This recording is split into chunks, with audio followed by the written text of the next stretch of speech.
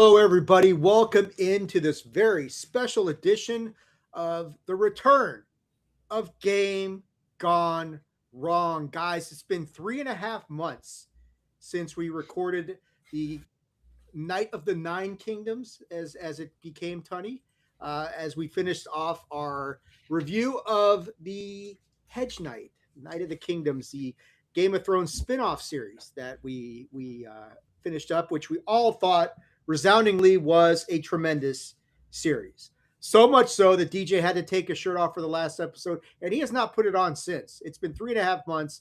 He's still rippling. He's still shirtless. We are here tonight because in just a couple of days, and we told you guys this when we went on the last episode that we did of Game Gone Wrong, where we ended Night of the Seven Kingdoms. We told you we would be coming back for House of the Dragon season 3, and here we are. House of the Dragon season 3 premiere Sunday night, the 21st, and we talked about doing this a little bit, and we were going to be like real proactive about it and like do season 1 last week and do season 2 this week, and then shit got in the way and life got in the way, and Tuddy's been on perpetual vacation. DJ's now on vacation. I'm the only one fucking working around here. It's ridiculous.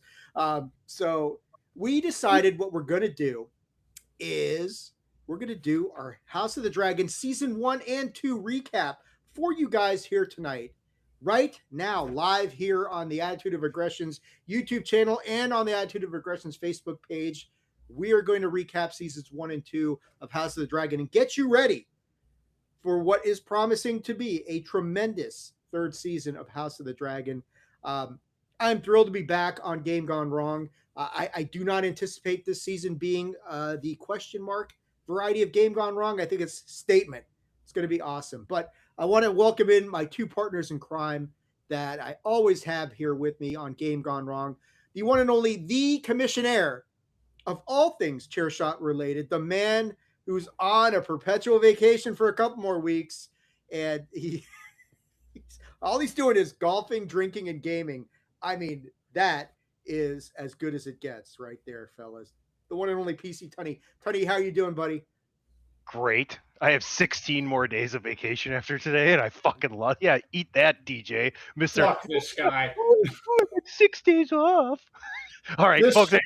I just want you to know it's a running thing between me and DJ. Whenever we have vacation from work, we rub it into the other guy. So I'm not as big of an asshole as you think I am, but I am an asshole. Don't get that wrong. That's fine. That's good. It's good. I can wonder why I can't change the name of this in my recording studio. It just keeps wanting me to call it at PC Tunny. Like, what the fuck is going on? No, we'll figure it out. It'll be fine when we figure it out. Huh? There's Attitude of Aggression up there where I see it. Yeah, it does on mine. Yeah. I don't know. It's okay. I'll figure it out. Also welcoming back into the show, the man, the myth, the legend, the man with the award-winning beard of all podcasts, and living the gimmick. And DJ, you promised me you would do this, and you are here shirtless because we are doing Game Gone Wrong. I know it's intimidating and sexy at the same time. I'm not sure how that works, but I'm gonna roll with it. DJ is too sexy for his shirt.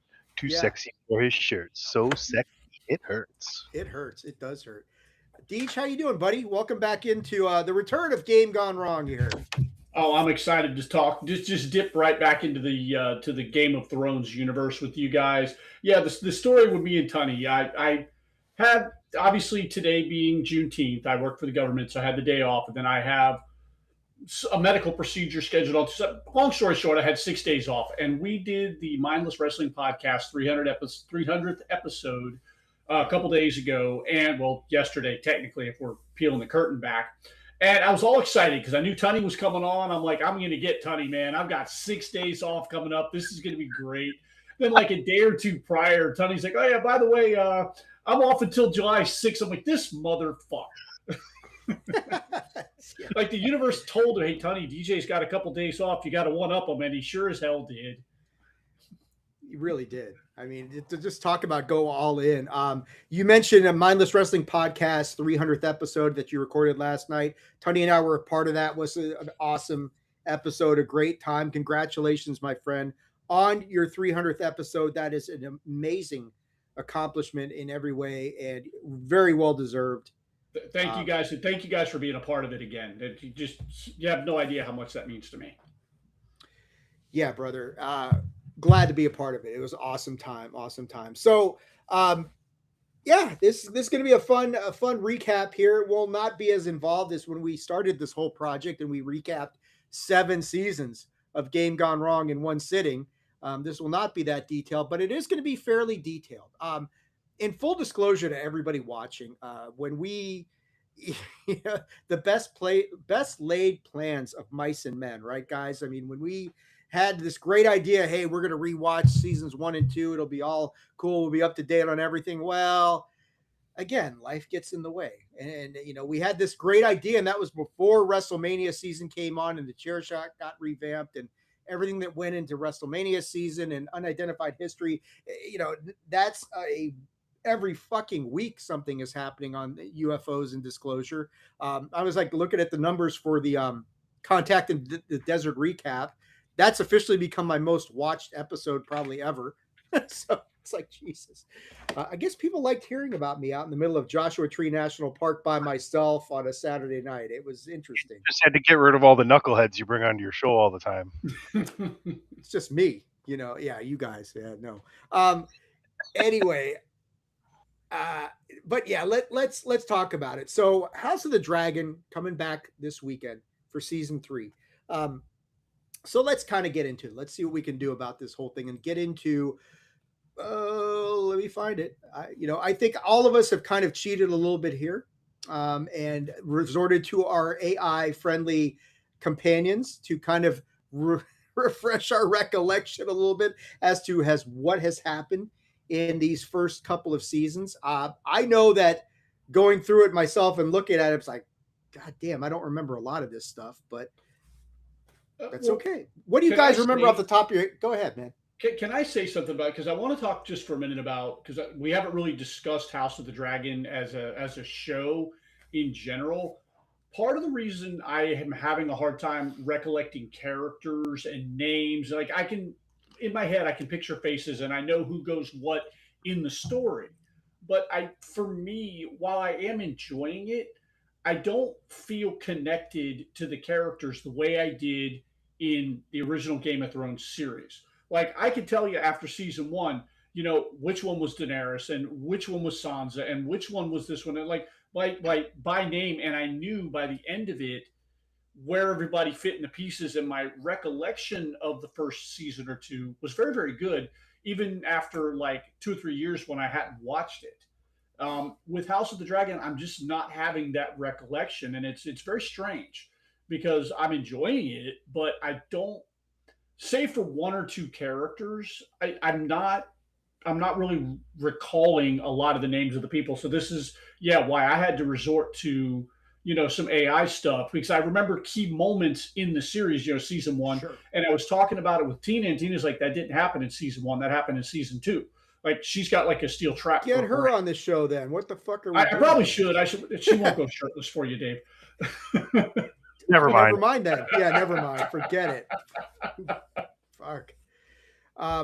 No, I hear what you're saying. Some of the characters stand out pretty prominently. I think like season 1, especially because you kind of had that dividing line, that split where they went from young Rhaenyra to the older one and that sort of thing. And that kind of throws a little bit of it off. But as we go along here and I think like when we get into season 1, it's really the story of how the Targaryen dynasty begins destroying itself from the inside, and we've seen all that stuff and that, where we're looking at where House of the Dragon is, and then where Night of the Seven Kingdom is, and we see the Targaryens involved with that. And this is after the Targaryen dynasty has pretty much wiped itself off the face of the map.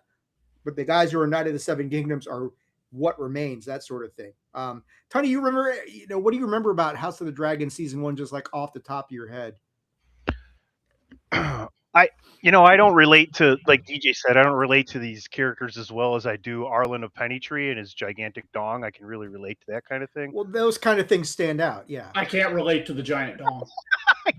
I can't relate to that big one. Let me talk to you. No, in all seriousness, I do. I think the most prominent thing I think about is the fact that we go from young Rhaenyra to middle-aged Rhaenyra, right? We make a change. Right. That happens in season 1, doesn't it? After like the Yes. first episode, maybe? It's like a half and half thing, I think. Yeah. Yeah, about Uh, halfway through the season, they do the time jump. And it's Supergirl who's it is Rhaenyra. Millie Yeah, Alcock. Millie Alcock. Yeah, yeah. So that's kind of what I remember the most. I mean, Rhaenyra, Allison, the Reds and the Greens. That's basically what we're looking at right here. Yeah, yeah. I mean, and that was the main thing that I think stood out to me was the things I remember off the top of my head, and we're going to get into it in more detail. Is the time jump that we get with Rhaenyra, um, the rivalry with the kids. One of the kids losing their eye, which becomes a big deal, and of course, like the last episode, which is just dramatic to the umpteenth. I mean, and really sucked you in and got you involved in season 2. So let's kind of take it episode by episode, break it down a little bit, and see, if this kind of jars any of our memory. Episode 1 was called The Heirs of the Dragon. That's the first episode of House of the Dragon in season 1. And it really sets up the central question of the entire series is who should inherit the Iron Throne? Where the hell have we heard that before? All of Game of Thrones was all about who inherits the Iron Throne. So at the beginning of this, we got King Viserys. He's ruling. It's kind of peaceful when this whole thing starts, but he doesn't have a male heir. His wife, Queen, I think Emma, she was pregnant, and Viserys was convinced that the child is going to be a boy.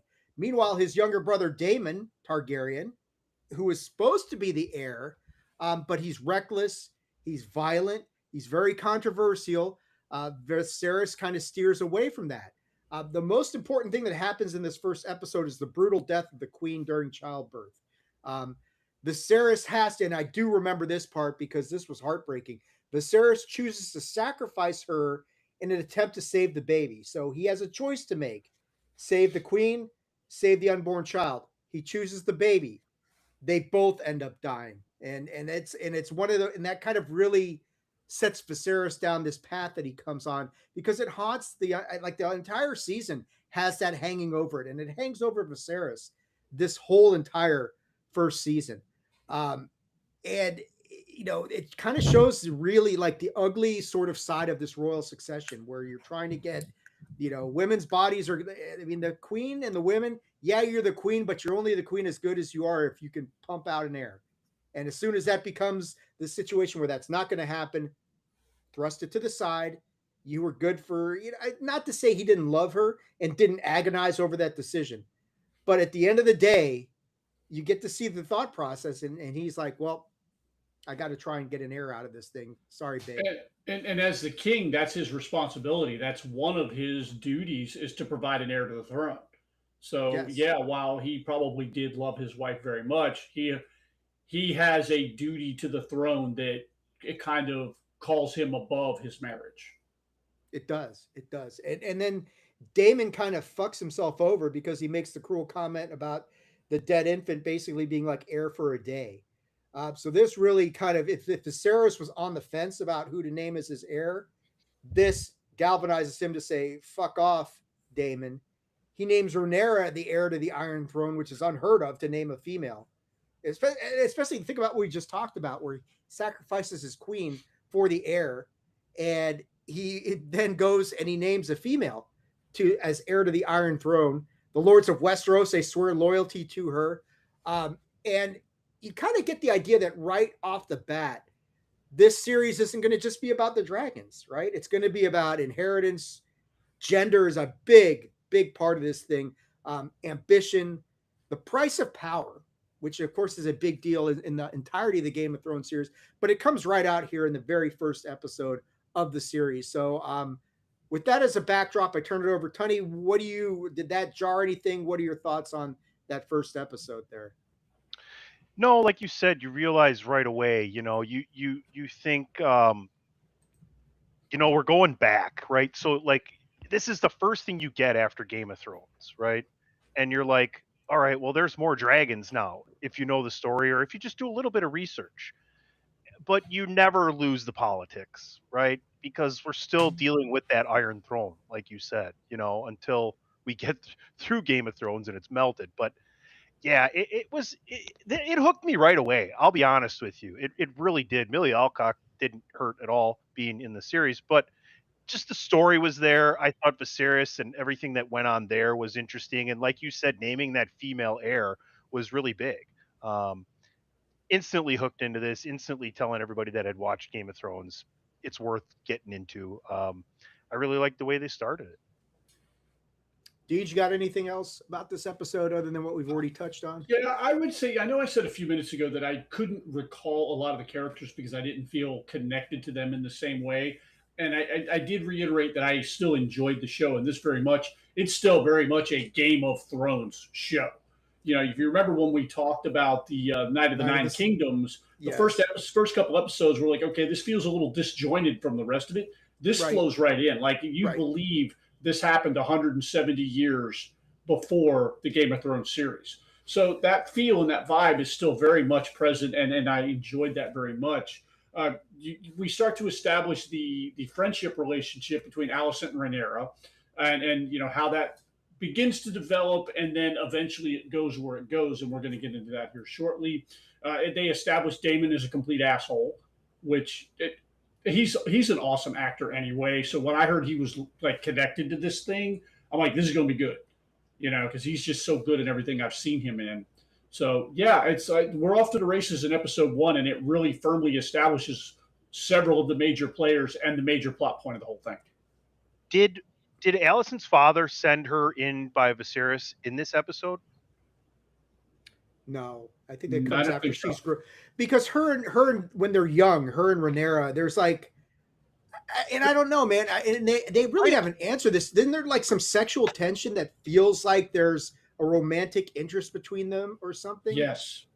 Well, the thing, I just remember that almost instantly after Viserys lost his wife and child, Alicent's father prodded her and directionalized her to go to Viserys. He needs comfort right now, and He's the hand of the king anyway, isn't he?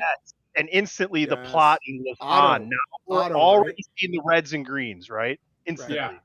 Yeah, and I love that DJ brought that the point up about Night of the Seven Kingdoms, because we did say that how the first couple episodes felt a little different, and then when they flipped the switch, though, they flipped it really hard, and the whole series turned into Game of Thrones. This never has that. It's Game of Thrones from the word go. Yep. From the moment that that queen dies in the most brutal way possible, and the impossible choice that Viserys has to make, you're like, this is Game of Thrones. It felt like Game of Thrones right off the bat, and that never really. There are never no lets like up. it for 2 seasons. It really doesn't let up. So let's keep this trainer rolling here. Let's move into episode 2. Episode 2 is called The Rogue Prince. So 6 months later, this is, I think, getting into what Tony was talking about. 6 months later, Viserys is under pressure to remarry because the realm, we got to have stability. We need more heirs. You can't be out there by yourself with no wife. You know, come on, man. So you get 2 major options kind of emerge out of this thing. The obvious match is Laena Velaryon, daughter of Lord Corlys Velaryon, one of the richest and most powerful men in all of Westeros. Laena is extremely young, which makes this matching a little bit uncomfortable. But instead, Tony, like you said, Viserys chooses Alicent Hightower, who is positioned by her father, Otto, to take over this role.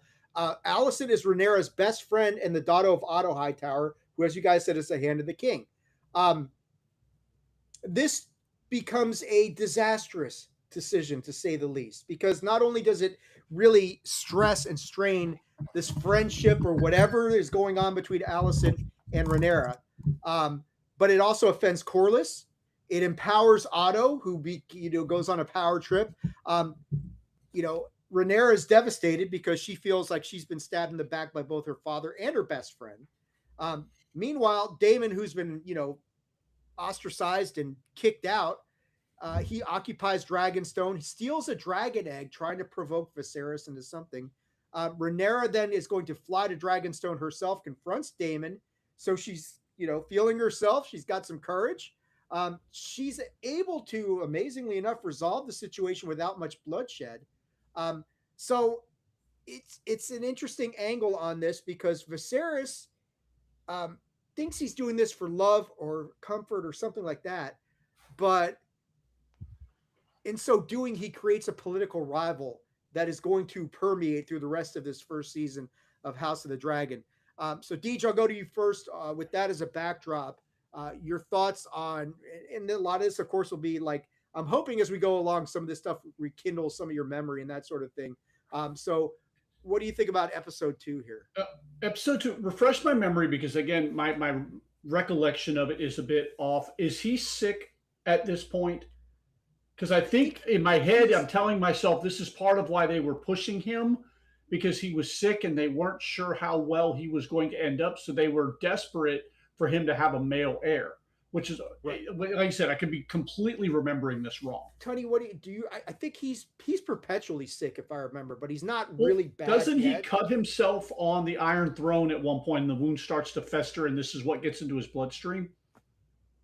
So episode 1, they hint at it right away. It's first shown early on in the premiere. I'm using Grok to answer some stuff, and Alicent was sent to him for companionship to get over the death in episode 1. So when you fast forward, you assume that they've been building this relationship over that time, the next whatever, how many months it was between 1 and 2, right? So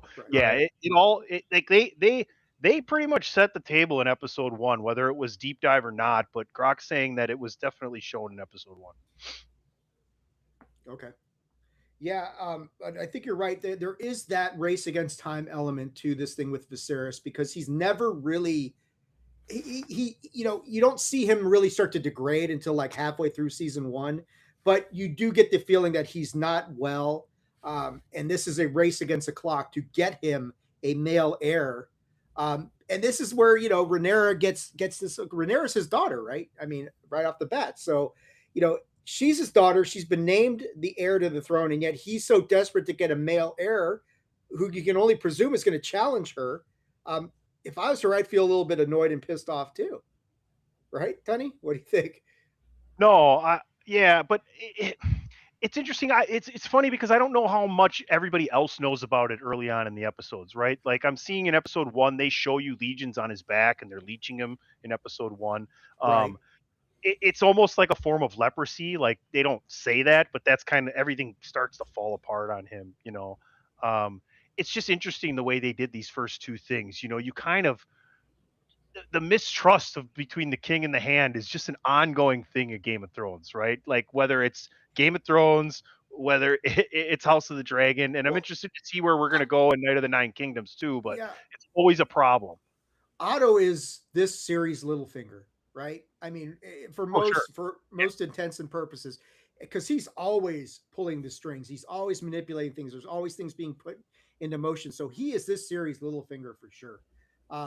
Guys, got anything else to add before we zip into episode 3? Nope. All right. Episode 3, season 1 was called Second of His Name. And I think this is where we have, is this where the time jump takes place? I think this is where the time jump takes place a little bit. Because a few years have passed by the time we get here. Viserys and Alicent, they have a son, Aegon. There, you get that. And the realm starts to really warm to this idea, this assumption that Aegon is going to replace Rhaenyra as heir. Viserys, however, he stands firm and says he's insisting Rhaenyra is going to be a successor, but he's also fighting legacy and Westerosi custom, and because it's unheard of. The fact that he named her heir in the first place was remarkable, but it just kind of flies in the face of how Westeros has just managed for all these years. Rhaenyra, she starts feeling isolated and insecure. She knows that her position is tenuous, because dad's always wanted a male child. Daemon and Corlys are fighting the crab feeder and the stepstones. And this I kind of vaguely do remember, all the fighting going on with the crab feeder and the stepstones. Daemon, he's of course feeling overshadowed by his brother and frustrated by the war's slow progress. Viserys is going to send some help to Daemon. Daemon interprets it, of course, as an insult. So in response, he launches a reckless attack and basically turns this into winning the war almost single-handedly. So Daemon is reckless to a fault. but he's also very brave, and he's also very, he's courageous, maybe courageous to the point of stupidity, but it doesn't matter. It all works out in this one. So you get to see this contrast between Rhaenyra and Daemon. They're both trying to get that recognition that they both desperately yearn from Viserys. And they're, of course, frustrated by what the king is doing. And they're both kind of trapped by their own expectations, and they're both kind of trapped by tradition.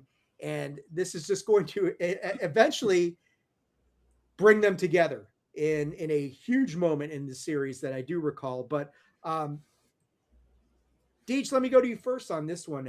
This third episode, where you get to see Daemon just how good he is in battle, which is a big part of this whole thing. But you also get to see that, the tension that is already building as far as Rhaenyra's claim to the throne. Now you've got a male heir and a successor there. How does this all work out? That sort of thing. Yeah, it's an interesting to see his character progression here and how he grows, and it establishes him not only, like, we established him as the asshole of the season in the first episode. We also, in this episode, established him as a certified badass. And you also, at this point, Rhaenyra has grown a bit, she's matured a bit, and he's starting to look at her a little differently, and he's trying to plant the seeds of an alliance between the two of them, whatever that means. However that the means to the end to that are. Tony, what do you think here? So the actress change happens in episode 6. Okay. So we're still dealing with Miley, slightly more mature, but still younger Rhaenyra. Yeah, the whole thing with Daemon, though, taking it into his own hands and getting the war over, that's been basically like guerrilla warfare tactics that really haven't helped either side, right? So we kind of get an advancement there. But all along, you kind of see Viserys. He's the peaceful king, right? He's the king that's subsided over the longest time of peace throughout the Seven Kingdoms. And you still continue to see his reluctance to placate war at any cost. Yeah. Well, he's fighting this war in the Stepstones like it's World War One. Daemon says, nope, time for World War II. And it works, and I get Daemon's frustration, like you're saying. Viserys is trying to take this more of a slow, controlled measure, and Daemon's like, nope, time to go full catastrophe on this damn thing. The other thing too is, right, like Daemon is that wild card, and we can't take that away, and we can't take that away from the way Viserys treats him and treats the war and everything else. But at the same time, Viserys reminds me of a giant company that doesn't listen to the workers that are out in the field doing the actual work, that are your last line to the customer, or in this case, the defense. So it's just an interesting dynamic dichotomy that's happening between the two of them. Yeah, it's very cool. The brothers could not be more different in every way possible, and you get to see that really start to evolve as we go across. All right, moving on then to episode 4, King of the Narrow Sea. So Daemon's triumphant, returns to King's Landing. He's got his victory in the Stepstones. We saw that. Viserys is kind of like, cool with it at first. When this first happens, he's kind of like, you pulled this thing off. You deserve some recognition. This was a good victory. But of course, Daemon go ahead, Tony. He gives him the crab feeder's crown. Yes. Right. And says, King of the Narrow Sea. Right. So he crowns him, sort of, that sort of thing. Daemon, of course, being Daemon, is quickly going to bring chaos back into this whole situation. Rhaenyra has grown a little bit older. She's still frustrated by her political role. She goes out into King's Landing with Daemon. So she sneaks out into the, I guess you can call it the nightlife of King's Landing at this point in time. Daemon exposes her to freedom, and there's pleasure, and there's an element of danger. Their relationship at this point becomes very sexually charged, although Daemon ultimately kind of walks away from this before things go literally all the way, that sort of thing. Rhaenyra then decides that she's going to go and have she gets it on with Sir Criston Cole, her sworn protector. And Criston Cole, he's like the Clint Barton of House of the Dragon. He's just a whore. There's no other way to put it, guys. He's a whore. So we're going to see him tap something else later on. But this whole thing with Rhaenyra and dad ass, that's right. This becomes a major turning point in this series. Otto, of course, he reports Rhaenyra's night out with Daemon to Viserys. And Rhaenyra denies the accusation in a technically misleading way. Alicent, interestingly enough, believes Rhaenyra. Viserys then is irate that Otto would make this accusation, removes him as hand, realizing Otto's been manipulating events for his own family's benefit. Shocking, I know. Viserys also gives Rhaenyra moon tea, showing that he does not fully believe her innocence. So, like, I guess it's the Westeros version of the abortion pill, sort of thing. Mm-hmm. So, this episode kind of, again, we get into the whole gender dispute, that sort of thing. And we see this repeatedly through the Game of Thrones universe. If you're a male, you could be involved in the worst sexual scandals possible. No big deal. For the women, it's a different story entirely, and it creates a lot of issues. And here, it is a central focal point that can really eviscerate Rhaenyra's claim to the throne, or at least whittle away Viserys' confidence in her to the point that he makes the switch. Now, that doesn't happen yet, but it's kind of there. And you could tell by him giving her that moon tea that he's not exactly buying your story completely, but he's still on your side at this point, Rhaenyra. Tunney, I'll go to you first on this episode, man. I'm reminded of the Jimmy Carr bit where he's like, you know what I'm talking about or no? He's like, if a man goes out and beds a ton of women and is a player and he's known as a stud, right? And if a woman goes out and sleeps with all these men, I got to use somebody here, so don't be mad at me. It's called DJ's mom. Wow. He was dealing with a heckler at the time, and the guy's name's Bob or whatever. So just to get the point across. But yeah, your point is it's kind of a double standard for men and women, right? Absolutely. The funniest way I can explain it to you though is if there's a glass of water and a bunch of people grab the glass, I can still wipe the glass off and drink the water. Once people put their hand in the water, you get it? Gets kind of dirty. Yeah, the water's spoiled. Yeah, exactly. This is an interesting episode too. The fact that Rhaenyra is given the chance to accept a number of suitors, including a Lannister, right, and denies them all. She doesn't want boring, and that's kind of a trend throughout the rest of this series with Rhaenyra. Like, she needs things to be happening, right? It's interesting, as much as Otto and Viserys are at odds, you mentioned Alicent and Rhaenyra, while it's really hard for them, they still have this lingering closeness between them. That kind of sticks with it, though, even through all the shit that happens in season 2. Even at the end, when she comes in and secretly visits her to say, either you take this or I'm about to, shit's gonna hit, we're gonna get there. But yeah, you're right. Yeah. Deej, your thoughts on this episode, man? Not too much more to add than what you guys have already said. I will say that it is hard to watch the strained relationship between the girls at this point, because it really, they were kind of this little glue that kind of held what little good there was to be held here was between these two girls. And then you see Rhaenyra just being treated the way she's being treated, Alicent being pushed in the direction she's being pushed in, and you really get again, this is totally a Game of Thrones show, and it's on full display here. Yep, absolutely. Good stuff. All right, we go to episode 5, which is actually the halfway point of season 1. And this one is called We Light the Way. So in this one, to kind of stabilize her claim and her position in this whole thing, Rhaenyra gets betrothed to Laenor Velaryon, son of Corlys and Rhaenys. Politically, it makes a lot of sense because it unites two very powerful Valyrian households.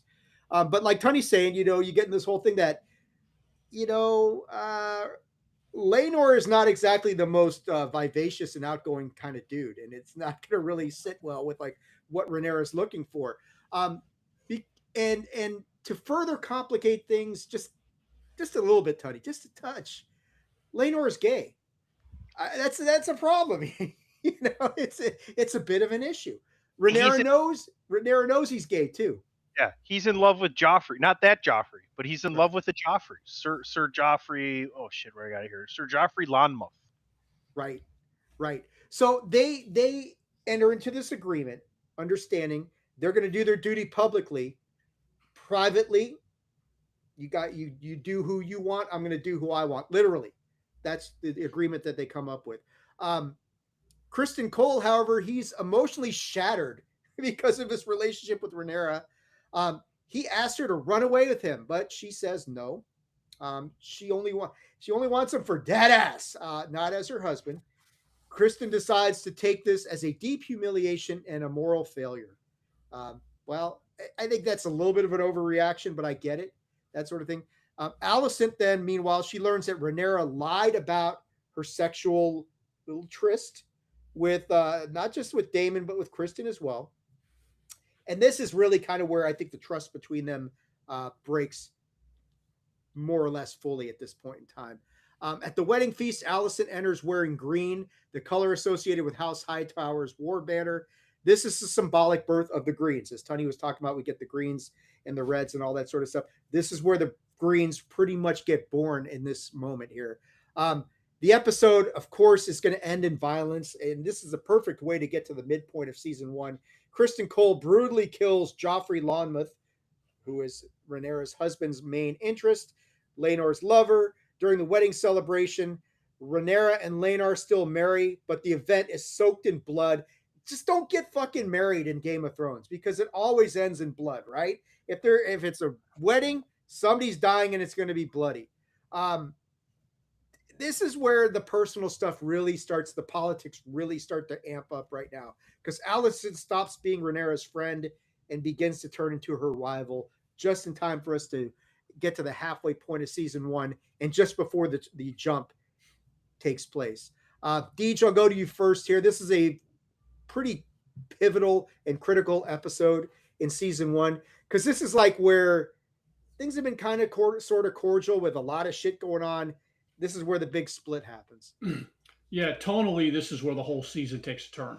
Like I said, it was already dark and gritty Game of Thrones stuff, but in terms of character arcs and where people are going from here to the end of the season, this is a pivotal episode. It was really good. My recollection of it, detail-wise, is not great, but I do remember those key points that you just brought out, and I remember thinking, okay, yeah, the shit's about to get real here. Tony, got anything to add on this one, man? It's a very important episode in that first season. No, I mean, and we're just about to make a big, huge jump forward too. So yeah, we're kind of setting the table for what's about to happen. Right. So just as we get to the halfway point of season 1, overall thoughts as best as we can recall, as far as, where season 1 was at this point in time, the whole idea of how it felt like Game of Thrones. But Deej, I'll go back to you first on this one. Your kind of overall feeling as we got to the halfway point of season 1 at this point, because season one is 10 episodes. Season 2 is only 8. Hopefully we get at least 8 out of season 3, but I guess we'll see. But your impression as to where we were at the midway point of season 1 of House of the Dragon. Being honest, it took up until the midway point for this to really reel me in as far as gaining some interest in these characters, because the first couple episodes I was like trying to put all the pieces together, learn all the names, learn all the faces, and here I'm finally hooked. Like, I'm hooked on the show because it is Game of Thrones and I'm going to watch it. But this final, well, I say final, this halfway point episode really kind of solidified, okay, yeah, I'm going to ride this through to the end, because the episode really was really good. And without knowing that we're about to take a time jump, which the time jump to me was a bit jarring, and we're going to talk about that in a minute. Yeah. Do you think like any of that had, your kind of delayed ability to get into this show as much as you probably all of us eventually did? Is any of that related to like any sort of like residue from how Game of Thrones ended and your feeling about how Game of Thrones ended? No, it really wasn't because I didn't hate the end of Game of Thrones, which is why I tuned in to House of the Dragon. I'm like, I enjoyed Game of Thrones. This is more Game of Thrones. I'm just going to keep watching it because I enjoy that universe. With me, it really was, like I said at the beginning of this episode, I just wasn't emotionally connecting with the characters. The actors were fantastic. The work they were putting in was very, very good. I just, and maybe that was still hangover from 8 seasons with these characters that I got to know very intimately. And now I'm having to rewire my brain to get to know all new characters. It's almost like changing from Star Trek, the original series, to Star Trek, the Next Generation. Like the first season of Next Generation, I'm like, okay, this is Star Trek, but this ain't Kirk, this ain't Spock, this ain't Uhura. So it took me a little time to gravitate towards the characters. Eventually I got there, and eventually I did here as well. Right. And Is I that a think before decent analogy? that was good. And I think it's important because like I think like with a show like this, you're trying to you're trying to connect with these characters by assimilating them to characters from the original series, right? And you're trying to Correct. say who's who can I relate, who's Danny, who's Jon Snow, that sort of thing. And it And where do doesn't they really fit into the timeline? right, and it doesn't really work as a one-to-one sort of progression with this show as compared to the original one. But Tony, to you, your thoughts on kind of where as we hit the midway point of House of the Dragon season one before we're going to take this massive jump. How do you feel about things at this point, as best as you can recall? I was into it from the beginning. I think I'm just rolling along here thinking, man, it's halfway done already, right? Like it's interesting because we're 2 days away from the premiere of season three, and before we know it, we're going to be doing the recap of season three, right? Like the shit goes so fast. It's one of those shows where you get trained by HBO does this thing to you, and they've done it for so long, right? Think of all the great series they've had, Sopranos moving forward and everything Yeah. else, and all the good stuff. And there's been other places that have had great things like on other kind of streaming networks, but you just kind of get used to knowing that next week even something even bigger and better is going to happen, right? And we had no idea what we were about to have to kind of Right. assimilate to and just kind of naturally just give ourselves up to accepting something completely different vision. Yeah. Well, let's get into that then, because this is where the series takes a dramatic shift. Episode 6 of season one is where things change dramatically because the show jumps forward about 10 years. The actress has changed. Miley Alcock is gone. Now we get the new actress. I'm not sure who's playing her, Tony. Emma Maybe Darcy. who's that? Emma Darcy Emma Darcy, right. and So the Olivia younger actors, they're replaced by the older versions of Rhaenyra and Allison. Who's playing Allison? Olivia Olivia's, what's Cook. that? Olivia Yeah, Cook. Olivia Cook. She's awesome. The conflict has hardened. Things have gotten a lot bigger and more involved. Rhaenyra now has 3 sons: Jacaerys, Lucerys, and Joffrey.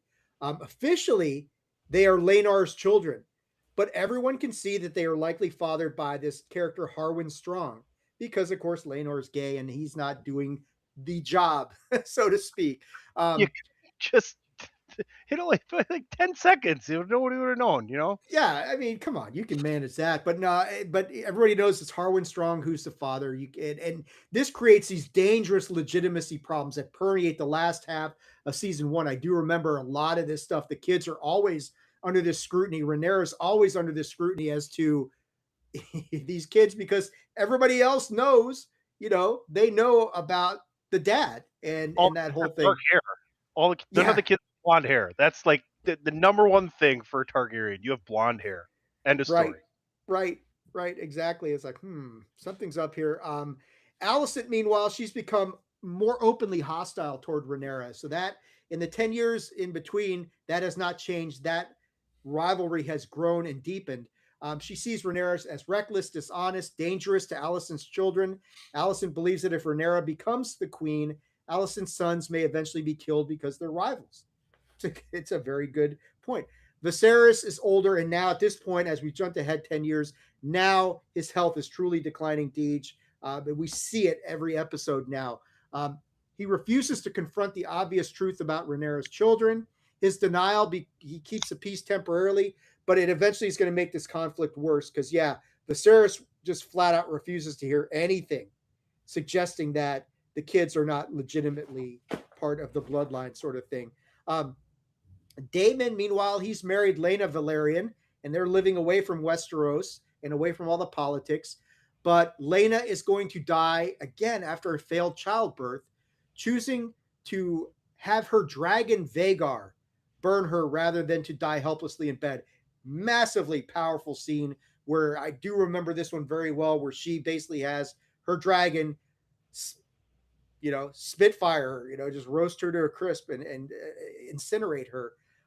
Back in King's Landing, Harwin Strong is sent away because of rumors about him and Rhaenyra.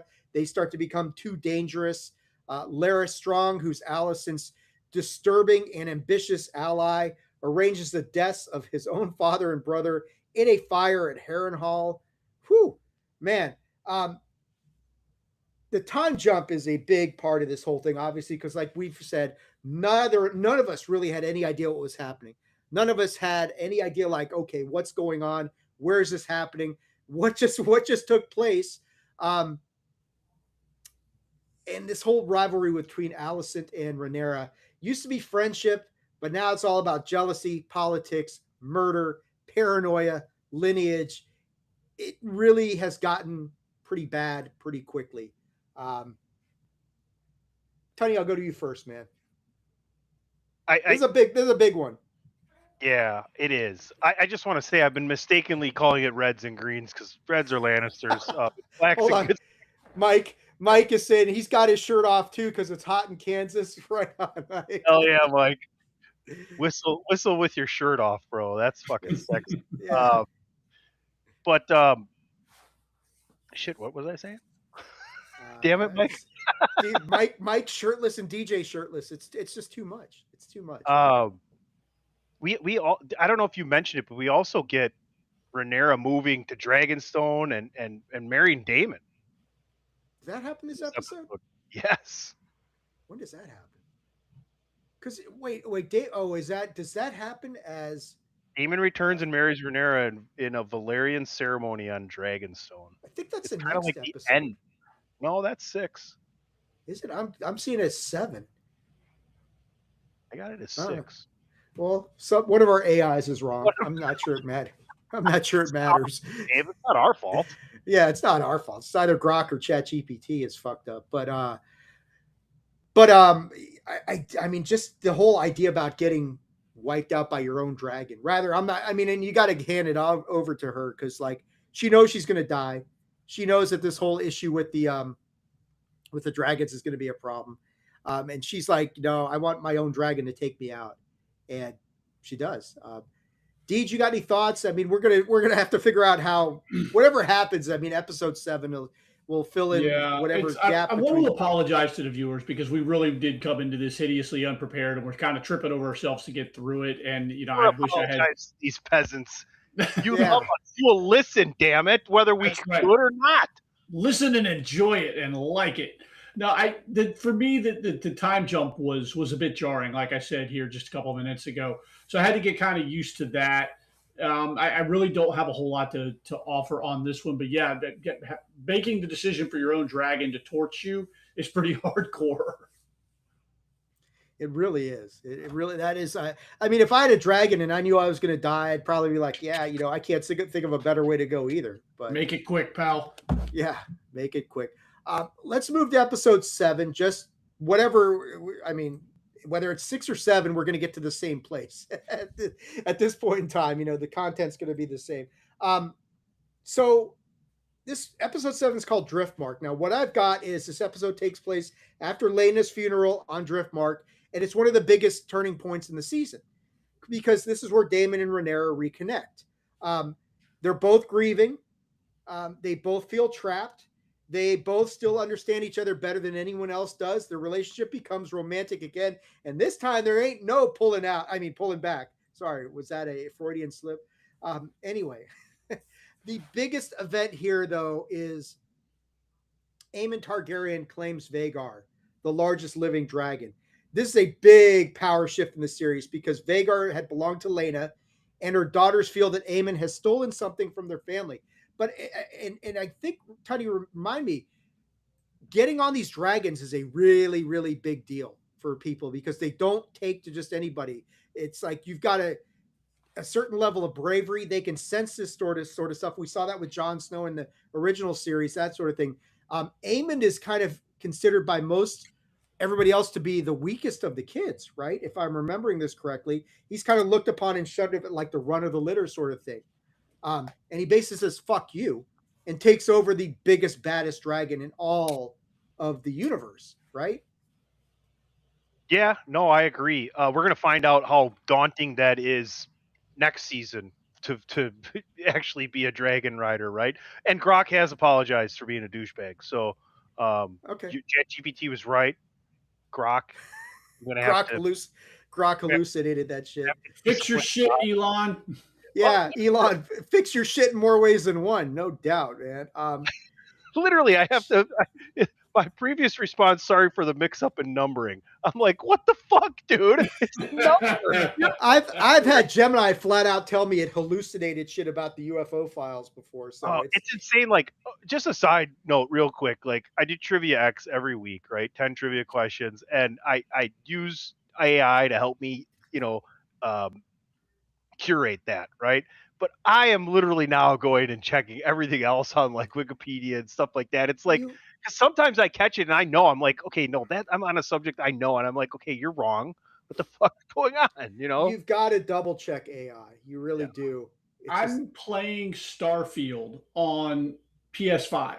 Is that good? And I got it's not bad. It's pretty. It's like a mix of No Man's Sky and probably Mass Effect. It's like it's a Bethesda game, so it's almost it's one of those. Oh, it's going to be good. It's one of those on my list to play. But yeah.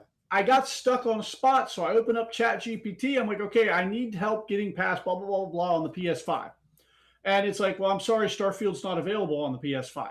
Like, motherfucker, I'm sitting here playing it on a PS5. I'm arguing with ChatGPT over this goddamn game. I have one word for you. If you really want to know how to get by a part of the game you're stuck, GameFAQs. That's where you got to go. GameFAQs. Okay. GAMEFAQS. They've had walkthroughs for 25 years. All right, I'll have to remember that. Is IGN does that, right? IGN does it, but not as good as GameFAQs. Not as good as GameFAQs. Yeah, I know. I agree. Or message DPP. Or I'd take the easy way out. DPP, we can call him Chat DPP because he's like, that's gonna stick. Yes. Yeah. Hey, sorry, bro. Dan. Sorry, Dan. Sorry, Dan. Ring the bell for yourself, buddy. I wish I could. Chat DPP. I like it. Another big moment that happens in this episode, because after Aemon gets Vhagar and this huge power shift, a fight breaks out amongst the kids. And this is a huge moment in season 1 because Aemon insults Rhaenyra's sons as bastards. Lucerys cuts out Aemon's eye with a knife. And that, of course, is going to leave Aemon scarred for life. And it's a big moment in this first series. And you get to see just how nasty these kids can be with each other. So is it any real surprise that things go from bad to worse as we go along here? Alicent demands justice. She wants one of Lucerys' eyes taken in return. Viserys says no. Alicent then grabs the king's dagger and attacks Rhaenyra, cutting her arm. In front of the court, the mask drops. Alicent is no longer hiding her rage. Now everybody sees this very public dispute between these two former best friends. Meanwhile, Rhaenyra and Daemon, they decide, fuck it, let's get married. First, they arrange a fake death for Laenor so he can escape and live freely. This clears the way for their union while sparing Laenor's life, which is kind of a cool way to do it. Like, because Rhaenyra never had a problem with Laenor and what he was. She was like, I'm not going to kill him for real. And okay, we'll fake his death. So this is the episode where, you've got the old guard that's already in place. You got Viserys, you got Rhaenyra, you got Alicent, you got Daemon. It's the kids who step to the forefront in this episode. They're the next. You got Tony or Deej, you just mentioned the next generation. Here is the next generation. These are the kids who are going to really fuck this whole thing up. They're no longer just kind of like symbols of the conflict. They are the conflict, and they're going to be a key central part of this whole thing. Deej, I'll go to you first on this episode. Another massively, probably the most important episode of season 1 so far. Oh, absolutely. And this one I do remember very, very specifically because of all the reasons you just mentioned. The kids are thrust right to the front of the whole thing, and they go from being tertiary characters to being the main part of the problem. And this rift that was already there between Alicent and Rhaenyra has just now been blown wide open because of the conflicts with the kids. And it's a great display of spoiled, rotten ass brat kids being spoiled, rotten ass brat kids. With horrible consequences. Yes. I mean, of the worst kind. Tunny, your thoughts on this one? This is a very important episode. It's funny you talk about the kids, and the problem with the kids is not necessarily that they're spoiled or rotten. It's their mothers who defend them to the utmost when maybe they shouldn't be, right? You know what I'm saying? It's like they're so engaged in their battle that anything that is going to take their kids from a good situation is just going to be pushed backwards. Like they're never going to see them as wrong because of all the outside interference is what I'm, kind of seeing there. You know what I mean? Yeah, Right. I know exactly what you mean. Exactly what you mean. Yeah. I mean, it's the weak point of parents, right? I mean, even if we know there's something wrong with the kid, we're not going to admit that. He could fix. DJ's a parent, so he knows. You could fix anything, that sort of thing. And the hardest thing to admit is like your kid might be wrong or in the wrong or something. You can protect your kid from everything in the world except themselves. Exactly. So, with that as a background, we go into episode 8 of season 1, The Lord of the Tides. We skipped ahead a few more years. Corlys Velaryon gets gravely injured, and the question of who will inherit Driftmark becomes yet another major political battle in a season full of major political battles.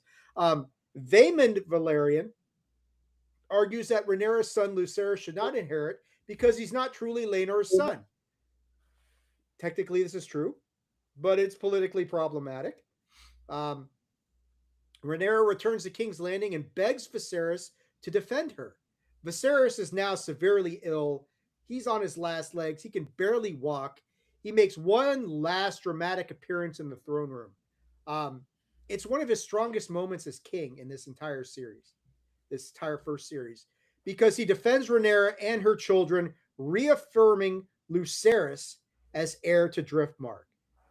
Okay, so there's yet another big moment. Vaemond publicly calls Rhaenyra's children bastards and calls Rhaenyra a whore. You don't do that to the queen. I know, right? Daemon immediately executes him by slicing off part of his head. So you gotta give it up to Daemon there. Like, no fucks given. What did you just call my wife? Off with your head, or at least part of your head. There is no quibbling about it. There's no second thought. It's immediate. And I do appreciate that part of Daemon right there. Viserys later hosts a family dinner, pleads for unity. And for the briefest of moments, it seems maybe this is possible. Rhaenyra and Alicent kind of like rekindle some of their old feelings towards each other. There's like maybe a possible sign of reconciliation. But that night, a dying Viserys makes the mistake that is going to really catapult us into season 2. He mistakes Alicent for Rhaenyra, and he speaks about Aegon's prophecy, the dream of the prince that was promised. Alicent misunderstands him and believes he is saying their son, Aegon, should be king. Viserys then dies. And this is just hugely tragic, in my opinion, because Viserys is doing everything he can at the very end of his life, and he knows it's over. And he's doing everything he possibly can. Let's get the family back together. Let's have peace. Let's have unity. He's on his deathbed and delusional. He's death visions, death rattle, all that stuff. And as he's trying to mend fences, he inadvertently creates the biggest obstacle of all. And this catapults Alicent into where she goes with this whole thing. And it's a disaster. Tony, I'll go to you first on this one, man. No, the shit hits the fan for real, right? Like now it's a game of he said, she said. right? And that's where we move forward with this. And who are the people supposed to believe? Who are the people of power supposed to believe? Who are they supposed to back now? And this whole thing is the problem with Viserys having he has a backbone, but it's made of like the most bendy material ever. Does that make sense? You know what I mean? Like It's he very stands pliable, very pliable. like if you could take Viserys and Daemon and put them in and find the middle, you would have probably one of the more better suited personas to rule the kingdoms. But that's not what we have. We have opposite ends of the spectrum, and yeah, I remember being super pissed because I was a Rhaenyra guy. I was on the black side, not on the green side. And the dumbest thing they did was he brought Otto back like last episode, and or the one before, and it was just I'm sorry that bendy spine of Viserys gets into all this trouble. It bends us right into this clusterfuck that we're going to get for the rest of the season and into season 2. Deej, your thoughts on this one, man? And another critically important episode. Yeah, just piggybacking off of what Tony said, Viserys just largely ineffectual as a king, and he only grew a spine in the wrong times. It's like whenever he decided, hey, I'm the king, and what I say goes, it ends up fucking everybody in the long run. Yes. Yeah, exactly. I mean, you got to pick and choose your moments where you're going to be brave and courageous, and pick your other moments where you're going to be pliable. And he loved his family, and you can't. And so by the end, especially in that last dinner, because again, that's another scene that I do remember. You get this hope, and Game of Thrones is great at giving you hope right before ripping it away from you, and that's what they do here. They give you a little bit of hope that okay, we may have some resolution here. Maybe it's not going to get ugly. And then when they go ugly, they just go full ugly, and you're like, "Oh fuck yeah, this is a Game of Thrones show." So, yeah, the scene was really well done, and you feel a bit sympathetic towards him at the end because he really is. He's not a king anymore. He's just a guy trying to hold his family together. And as a family person, you respect that and you feel that. It's like that Robin Williams thing about golf, right, Tony? I'll put a flat piece with a flag to give you fucking hope, that sort of thing. So I'm not even. I will sit here for the next 10 minutes and do that bit. If you folks haven't seen it, just Google or go to YouTube. Robin Williams golf. It's a total attack on golf, and I'm a golfer, and I still fucking love it. Fuck croquet. Yeah. Anyway. Oh, you do this one time, right? Anyway, let's go into episode 9. Oh, we do it 18 times. 18 fucking times. So we go to episode 9, the Green Council. After Viserys dies, the Greens move quickly to crown Aegon II as the heir. Because Alicent firmly believes that Viserys wanted Aegon to succeed him. But Otto and the council have already been planning this for years, so the transition is much smoother than anybody could have anticipated. This is a key distinction. Alicent, she's kind of acting out of misunderstanding. Otto's been fucking planning this for years. It's a politically calculated coup d'etat, and it fucking works perfectly. The episode follows the scramble to find Aegon, who wants nothing to do with any of this shit. He's hiding in the city. Yeah, hiding in the city. He's morally weak. He's completely unqualified and unfit for the job. Aemon, by contrast, he says, I'd be much better to rule, and it's hard to argue against that. Alicent and Otto, they're going to clash over how to handle Rhaenyra. Otto wants her eliminated, Alicent wants to offer terms and avoid murder because Alicent is the much more forgiving and she still feels something for Rhaenyra deep down in there. Meanwhile, Aegon gets crowned in the Dragon Pit. The coronation is interrupted though when Rhaenys Targaryen bursts through the floor on her dragon Meleys. She has a chance to burn the Greens. She chooses not to.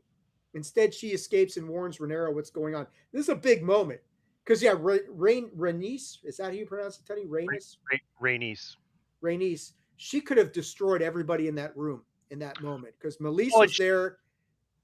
She had every right to. She was promised the throne. right? And had Yes. that taken away from her. I don't know if we've mentioned that yet. And she's one of my favorite characters too. Who is she's married to? Corliss, isn't Um, she? yes, Valerian, right? Yeah, she's married to Corliss. So their union is one of the strongest in the Seven Kingdoms too. So it's odd that they had a great claim, and it's odd that she would help her niece. Right, right. But she sees that this is just wrong, what's been done to. And I think, Rhaenys wants Rhaenyra because a female taking the throne obviously appeals to her. Um, Family. but I think a big thing about this is this episode's very much about the Greens taking over. But even in their takeover, you see the cracks in the armor. This is not a unified group of people. There's a lot of backstabbing, a lot of angling, a lot of positioning, and that sort of thing. And so, even though they've kind of taken control of things, they really haven't. And you're saying, well, how tenuous is this? Because they can't even get along and agree with each other. DJ, I'll go to you first on this episode. Is it odd that, like Tunney, I'm Team Black? For as rough and brutal as Daemon can be, for as wrong as Rhaenyra may be in certain things, I'm still sympathetic towards that side of things. Like, is that wrong? No, why would Not it at be? all. Like, I think with what leads you, what excuses you for leaning on that side is Otto. Yeah. 100%. Like, dude could have had Viserys back, and everything could have kept moving forward, and could have stayed the first family of the or the second family to the first family, right?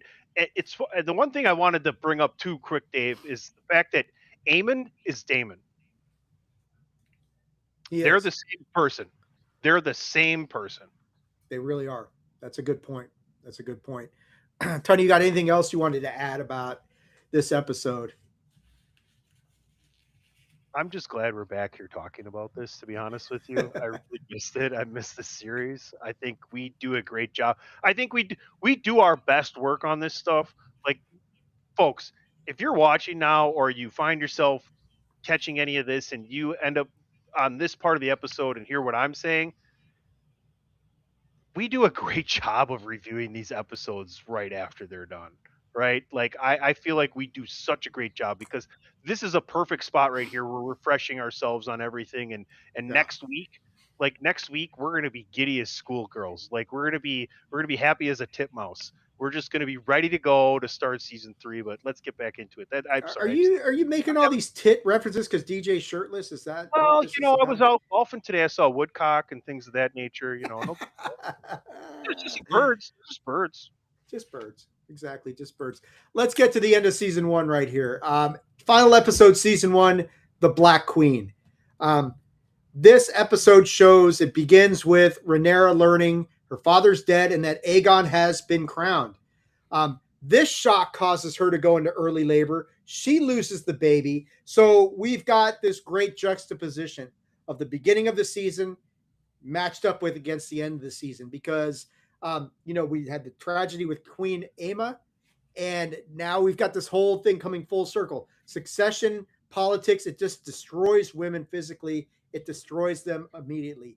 Daemon, he's like, we already saw what he doesn't have what you would call patience, right, Tony? He wants this war immediately. He wants to go charging into battle right away. Rhaenyra, she's more cautious. She understands that the dragons, they are the biggest weapon, and they can destroy the realm if they're used recklessly. She's considering peace terms with Otto, partly because she knows the prophecy Viserys shared with her, that a Targaryen must unite the realm against a future threat from the north.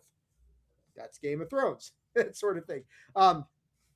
Rhaenyra, however, she's crowned queen on Dragonstone by her supporters. Her faction, the Blacks, your guys' faction, begins planning alliances.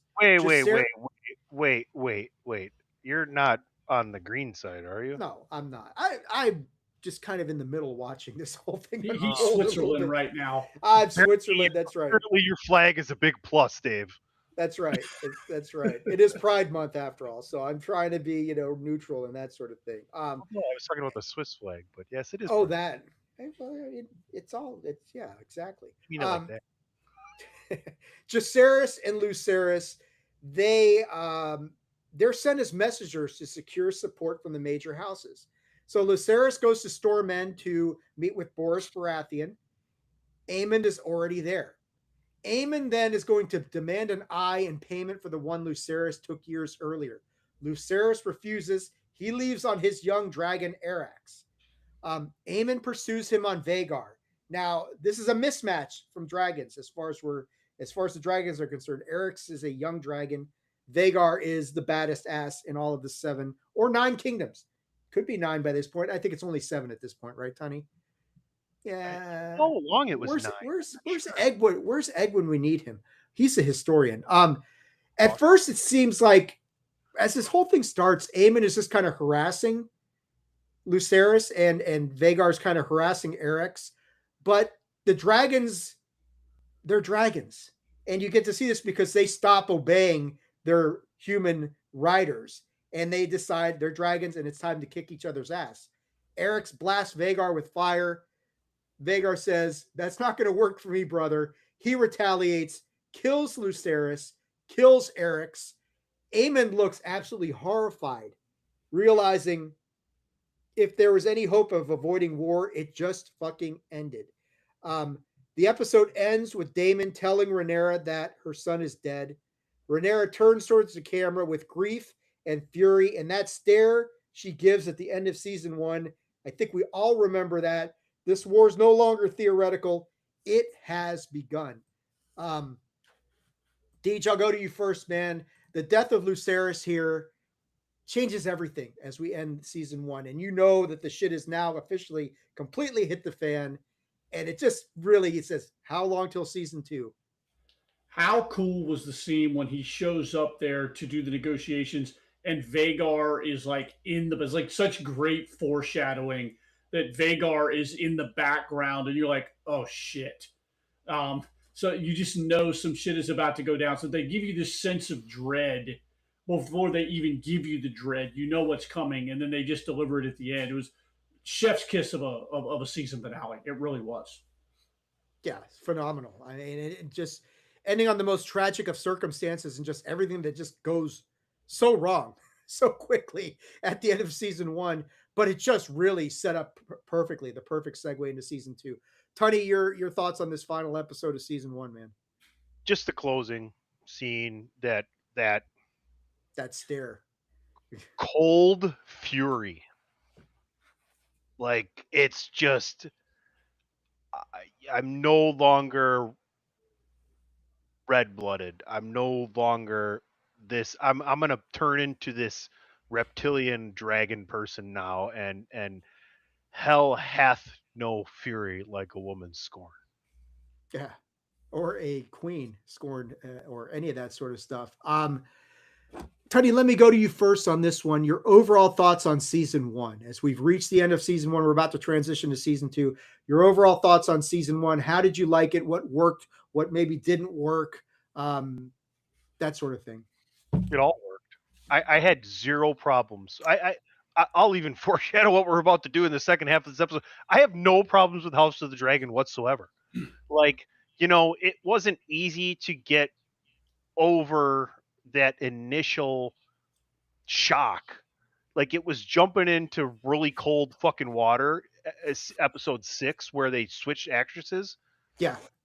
But you by the end of that episode, you got through it, and the story is starting to advance, and then we get through the end of this, and game on. War's coming, man. Get your fucking shit in order, and belt buckle your pants real fucking tight, and just get ready, because war, it's coming. Get shirtless, right, Deej? I mean, what do you think? That's what I say. When war's coming, you get shirtless. It's a Dothraki, I think. He's Dothraki. Yeah, exactly. What do you think of season 1 in general, Deej? By the end of season 1, I was totally hooked. If that season finale didn't grab you and make you want season 2 immediately, maybe this just is not the genre for you, because the like I said, I had a hard time connecting with the characters just from original series hangover. But by the end, I'm totally roped in, and that is storytelling. That is the craftsmanship of the show. That is the actors and actresses bringing me back week to week. So yeah, by the end of season 1, I'm ready for season 2 and beyond. Yeah, so I'll give this to you guys before we move to season 2. I did ask ChatGPT, hey man, give me a closing summary, something that's going to be podcast friendly for season 1, your thoughts on this thing. See what it came up with. So I'll read it here for you guys, see what you guys think. Season 1 of House of the Dragon is a slow burn political tragedy about a royal family that has every advantage in the world but cannot survive its own ambitions, resentments, and traditions. I kind of agree with that. It begins with Viserys trying to secure the future by naming Rhaenyra heir, but every decision after that, his remarriage, the birth of Aegon, Otto's plotting, Alicent's fear, Rhaenyra's scandals, Daemon's volatility, and Aemon's revenge pushes the family closer to civil war. I absolutely agree with that. By the finale, the question is no longer can war be avoided. The question is how much of Westeros will burn now that it has begun. I like that ending. That's not bad for AI, I think. What do you guys think about it? Did it get it right? I think that's pretty much on target. Sounded good to me, Deej. Yeah, it's a great Cliff Notes version of season 1. I dig it. Baby, you dig it the most. So anyway, let's get into season 2. Let's talk about season 2 and how this season progresses. So okay. Episode 1 is A Son for a Son, which you can already see. Okay, I can see where we're heading right off of this thing. So the season opens in grief. Rhaenyra, of course, she's devastated by the death of Lucerys.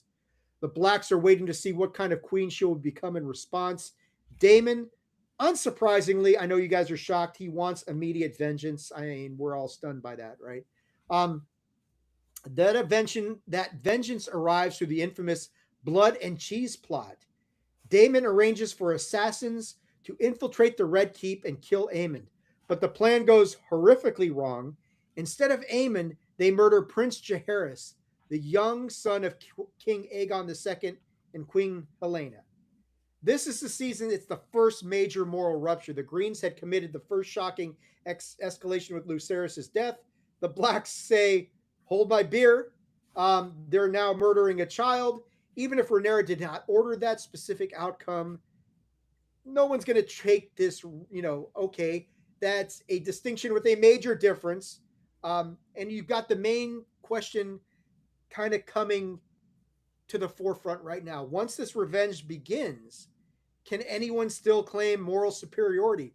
Everybody's hands are red. Everybody's got blood on their hands. And it starts right off the beginning of season 2. There's no more innocent, unclean hands in this. Everybody's got dirty fingers, bloody fingers, that sort of thing. Deej, let me go to you first, man, on the way that season 2 begins with this revenge plot that just goes very, very, very wrong.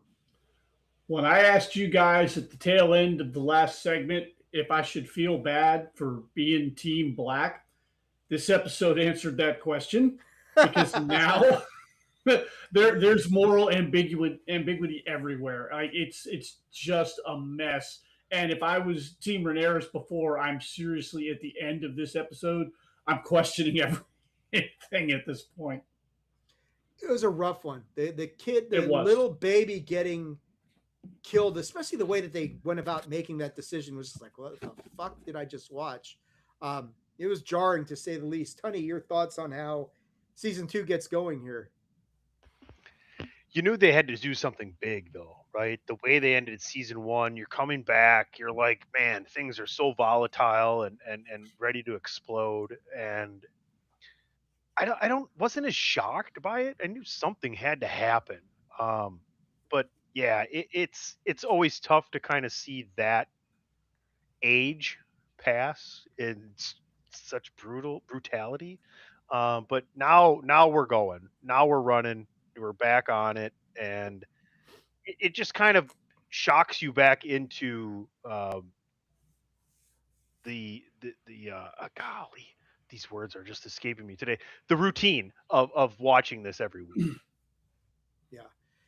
I mean, and this plot is carried out with the maximum level of ineptness, which does not help because it's all a clusterfuck. The whole thing's just a clusterfuck, and it has the most disastrous consequences. And it really, like you guys were saying, like DJ brought up a great point because it starts off you're firmly Team Black because of what has happened to Lucerys at the end of season 1. And it takes them 3/4 of an episode to completely wipe the slate clean by just doing something that's unthinkable and like, what the fuck? So I thought it was an excellent episode in a great way. Isn't that great writing, though? It is. When it can do that, when it can make you question your own, as a viewer, make you question your own loyalty to your characters. That's such compelling writing to me. Yeah. Oh, we got a Miss Attitude sighting here. Uh-oh. Hello, Kaylee. Hey, baby, what's up? Hola, Miss Attitude. Attitude. Senorita Attitude. That's right. The only other thing I want to say is this kind of like jumpstarts Aegon into taking his role a little bit more seriously. And in the meantime, his wife is just totally checked the fuck out. Yeah. Oh, Helena, she's just gone. I mean, this absolutely breaks her. Until she's not, surely. Until she's not. That's right. And we're about to get into that. So the season 2 is off and running. Then we get to episode 2, which is called Rhaenyra the Cruel. I don't know where they came up with that from. The Greens, they seize the propaganda opportunity. So the politics, it's like this pendulum that swings back. Now the Greens have an opportunity to get the propaganda machine going. Otto Hightower understands that the murder of Jaehaerys can be used to turn public opinion against Rhaenyra.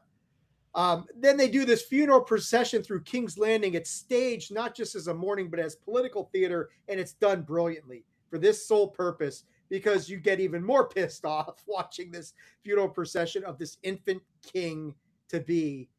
It's tough to watch. Aegon is furious and emotionally shattered. He wants blood. He's immature, impulsive, increasingly difficult for Otto to manage. Otto wants strategy. Aegon wants immediate revenge. So Aegon and Daemon are now identical as well, as far as they're like, let's go. We want to do this immediately. Kristen Cole, consumed by guilt and rage because he failed in this whole thing as well, sends Eric Cargill to Dragonstone, disguises his twin brother Eric. So I remember that we got the twin brothers here, hoping he can. The other. What's that? Right, the twins each went their separate way. One went green, one went black. Yeah. Yeah. So the plan is for Eric to assassinate Rhaenyra. But the result is one of the season's most tragic personal confrontations because the twins are going to fight to the death. Eric kills Arik, I guess is how you pronounce it, but then he kills himself, unable to live with what has happened. It is brutally tragic in every way. Rhaenyra also begins to understand the damage that Daemon's revenge has done to her cause. Her marriage to Daemon is a political strength, but it's also a liability because with Daemon, violence is always the answer, even when it clearly should not be. So this episode, to me, it's all about like controlling image. You know, we want to present our respective side in the best light possible and really take advantage of the tragedy that's been going on and amplify that to the maximum effectiveness. Otto wants to, he wants to paint Rhaenyra as a monster. Rhaenyra realizes, dude, all these guys in my life are a pain in my ass. I may not be able to control them because they're dudes, that sort of thing. But it's another really, really important episode. And it really just kind of paints the whole political picture as to what's going on and how everybody's using their own angle to get to where they want to go. Tunney, I'll go to you first on this one, man. DJ, would you say that we lean, well, I'm firmly in the camp. I think you are too as well, even with some questions, but the Greens, they play dirty pool more so than the Blacks, especially when it comes to politics and gossip and rumors, and that's kind of what drives me away from that side. Rhaenyra's struggle with the men in her life is just an ongoing problem, and it creates a lot of the things that maybe necessarily shouldn't be a problem for her. Yeah, and I think that's why I'm still sympathetic towards her, because she just really keeps choosing these rotten men, and maybe that is her fault. But again, she trusts. I think the name of this episode should have been Hearts and Minds, because that's really what the Greens are trying to do here, is win the hearts and minds, paint her in the worst possible light that they can so that they can drum up their own support for their cause.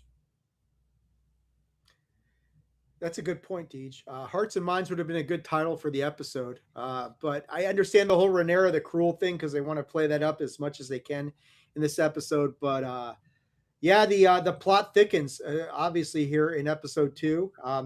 As we move to episode 3, the Burning Mill. Chicken So feet, the my fellas. Dirty pool, Mister. Dirty pool. That's right. Um, the war begins spreading beyond the royal family because now we're out in the Riverlands. There's old grudges between the houses erupting into violence, including this brutal conflict at the Burning Mill. The point is clear: once the crown fractures, every local feud, you've got carte blanche to be as deadly as you want to be because there's nobody controlling you guys. Um, Daemon is going to arrive at Harrenhal to claim the castle and raise an army for Rhaenyra. Harrenhal, however, quickly becomes less a military base and a psychological mindfuck, basically, for Daemon. He begins experiencing visions, hallucinations, many involving people he has wronged, unresolved parts of his past.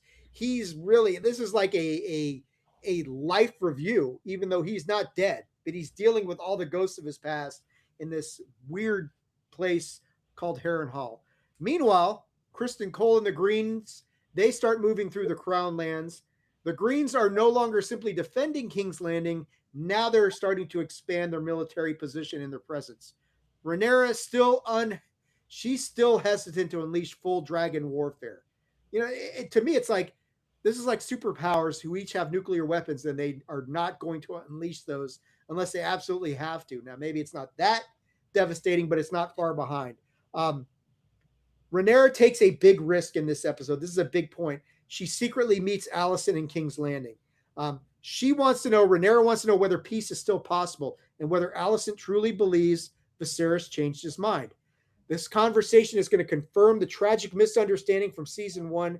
Alicent misread Viserys' dying words about Aegon, and Rhaenyra is the one who lets her know, no, you heard that wrong. That's not what he meant. Here's what he really meant. And I think that hits Alicent really, really hard. But the problem is we're too far down the path, right? Amen. The truth doesn't matter. It's not enough to stop the war. Even if they wanted to stop the war, they couldn't at this point. So this episode shows the tragedy of this delayed sort of this clarity of the message because, yeah, they finally compare notes with each other, but the machine, the gears of war, to steal another great video game, they're already moving. Everybody's locked in. You can't stop this even if you wanted to at this point. And that may be the most tragic part of season 2. You know what's really sad, Dave, is you said something that resonates to the political atmosphere in our planet called Earth today. The sad thing is most of the time, unfortunately, the truth doesn't matter. And that's really fucking sad. Mm-hmm. Very much. As far as real life goes. Here, it's a great story. It's a great story. Yeah. I mean, the tragedy breeds great stories. You know, I mean, a lot of great stories are just steeped in tragedy. This is one of them. A misunderstanding that has led to just this cataclysmic disaster. Deej, what do you think, man? I mean, Tunney raises a good point. I mean, they're in the real world, it's a major problem. You know, these misunderstandings that lead to horrible consequences. Yeah, but here it makes for good drama. You know? It does, but it's equally tragic because you can tell that these two women still, you know, Rhaenyra and Alicent still love each other on some cosmic level. Like neither one of them wants war, but here we are, and they're both trying to, as probably the only real level-headed beings in this entire universe at this point, this finite point in time. Go figure, they're both women. So, you know, all the hotheads are the men. You know, the guys that they just shoot first and ask questions later are all the men. The women are actually still trying to implement some diplomacy here. But unfortunately, like you said, it's just too little too late. The machine of war is already in motion and their best efforts can't stop it. You bring up a good point. The women are so much more rational than the men. Oh, absolutely. Except when it comes to their children. And that's why we're in the situation we're in. Yes. Absolutely. And justifiably so most of the time, right? Right. I mean, you can't blame them, especially, you know, one of them's lost. you've had one of the kids has had an eye taken, another one of the kids has been killed. Um, now you've got the murder of this young prince who's just collateral damage in this whole fucking situation. So yeah, I don't blame them. The women are the more rational, but there are a lot of external influences going on that cause them to be irrational. But again, it doesn't matter because we're too far down the path and nothing is going to stop this war, no matter what they do. So let's go to the episode 4, which is the halfway point of season 2 of House of the Dragon. And this is where we get the major dragon battle. I mean, they've been building to this for a season and a half, right? You're waiting for the dragons. We saw a little bit of it, but it was a mismatch at the end of season 1. This, not so much, because now we've got big dragons, grown-up dragons who can all beat the shit out of each other. And this is one of the most important turning points of this season. Kristen Cole's campaign is going to draw out the blacks.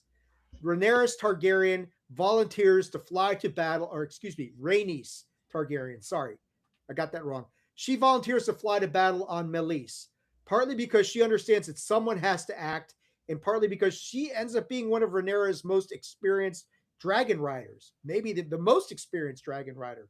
At Rook's Rest, the battle becomes a trap. Aegon's desperate to prove himself. He's angry at being dismissed by his own council. He flies into battle on Sunfire. Aemond arrives on Vhagar, and the fight becomes a devastating dragon-on-dragon clash between they're brothers, right? I mean, they should be getting along. Instead, you get this massive fight between these two dragons. Rhaenys and Meleys fight bravely. Vhagar is simply too powerful. Rhaenys dies in battle. Meleys is killed, so the dragon numbers are whittling down already. Aegon is also horrifically burned and broken, caught in the destruction caused by Aemond and Vhagar. The episode leaves open the emotional question of Aemond's intent. Was he just being reckless, or did he knowingly allow his brother to be destroyed? And you're not really sure. Either way, Aegon is effectively removed from power. Rhaenys' death is a huge blow to Rhaenyra's side. They lose a dragon along the way. And this is kind of where, like I said, the dragons stop being merely symbols in this episode, become full-fledged weapons of mass destruction. Nobody wins. We're really not sure what was Aemond's intent. Did he want to eliminate his brother, or was it just a really bad, reckless accident?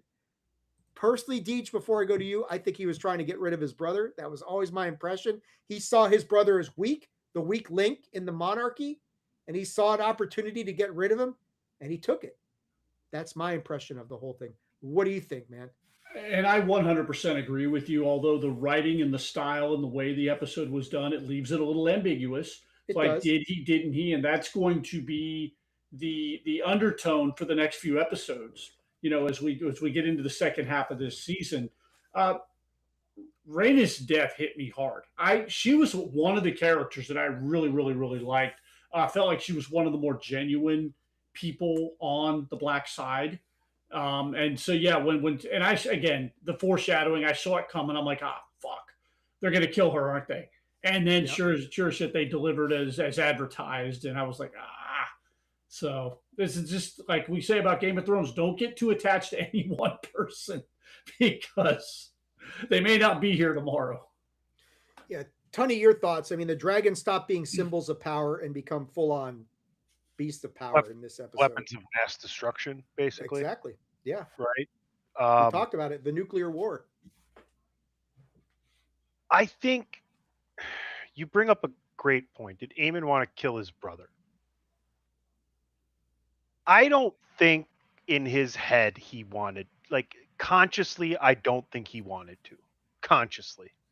But subconsciously, that motherfucker wanted to get rid of that snotty, sniveling piece of shit and just show everybody what a real fucking king would be, right? And that's the Daemon in him. That's the Daemon in him. It doesn't matter. I don't care if we're related or not. You're fucking weakness to this family and to these kingdoms. And I think consciously, yes, subconsciously, or consciously, no, subconsciously, hell yeah.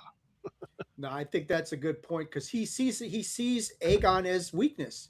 He is the weak link. He's the Achilles heel on the blacks, or the greens. Excuse me. Sorry. Greens. Yeah, the greens. So, yeah, he sees an opportunity and he takes it. What else can you say about it? But I get what you're saying, because he still loves his brother. He still has that affinity for his brother. But at the same time, he saw this opportunity and he sure didn't pull up when he could have, and he just, unleashes it. We see, how Danny burns down King's Landing. She's got that opportunity to back away from that in that episode. She says, nope. He kind of does the same thing on a much smaller scale, of course, but it's the same mindset. Targaryens are going to Targaryen. Yeah, exactly. And you see that is that is a really good point, DJ. The Targaryens are going to Targaryen, and that is exactly what happened here. Good point, DJ. You're on. He's not just shirtless and the greatest beard in podcasting, kids. The shirt is off and the brain is on, pal. Can we get one? Can we get one? You can get one. Yeah. Wow. Look at the guns, baby. Look at the guns. We move into the second. I know, man. I'm questioning things, but we move into the second half of season 2. Episode 5 is called Regent. After Rook's Rest, the Greens have a king in name only. Turn Tina into Rhaenyra. Yeah, exactly. Awesome. Aegon survives, but he's badly burned, physically shattered, politically sidelined. He's effectively removed from this. So now the question becomes what it's always been: who rules now? Alicent expects to be named regent, but the Green Council chooses Aemond instead. So that's a stunning development where it's like, no, not you. We're going with the. But again, there's the gender disparity, right? They've got the choice to say women or a guy. We're going to go with the guy instead, and Aemond gets chosen. It's a brutal moment for Alicent because she helped put her son on the throne, and she's been the one trying to defend the system, but it still refuses to entrust power, not just to her, but I think to a woman in general. That's what this is all about. The men around her prefer Aemond, and it's not so much a reflection on her, but it's because they align themselves with his manner of what he wants to do. Rule by power, fear, and intimidation. He's forceful. She's not. They side with him because they know that war's coming and we've got to go with the wartime guy at this point. So Aemond becomes Prince Regent. He begins ruling with cold confidence. Unlike Aegon, he's disciplined. He is strategically dangerous. He's fastidious in all this. He's volatile. He's resentful. He's authoritarian to the maximum of extent. So he's the complete opposite, whereas Aegon was all hands off, very passive, didn't want anything to do with it. Aemond is fully invested in the destruction and ruling by power, by fear, that iron fist. Over on Dragonstone, Rhaenyra faces her own crisis. She's lost Rhaenys, one of her strongest allies in Dragon Riders. She's lost a dragon. The council is doubting her. She wants to act, but she doesn't have enough Dragon Riders for the dragon she still possesses. And like Tony was alluding to when we talked about season 1, we're about to get into it. Daemon remains stuck at Harrenhal. He's still haunted by these visions. He's still struggling to command the River Lords. He's trying to deal with his own shit. He wants to be seen as a kingly figure, but the curse of Harrenhal and whatever's going on, it's a bad acid trip. It keeps just whittling him down. Psychologically, he's getting wiped out, rebuilt on a nightly basis. So again, we come to this point with this episode. The women are pushed aside by the very powerful political structures that they just keep trying to navigate, right? And right here, you get to see Alicent and Rhaenyra. They're on opposite sides, but they're both subjected to the same political doubt and bullshit because of the councils and the rulings of men. Deej, I'll go to you first on this one, man. Your thoughts on this episode? Yeah, I thought it was really good. And like I said, Dave, I can't really expound upon anything more than you already did. You kind of hit the nail on the head. The women are still being shoved aside for the political aspirations and the war aspirations of the men.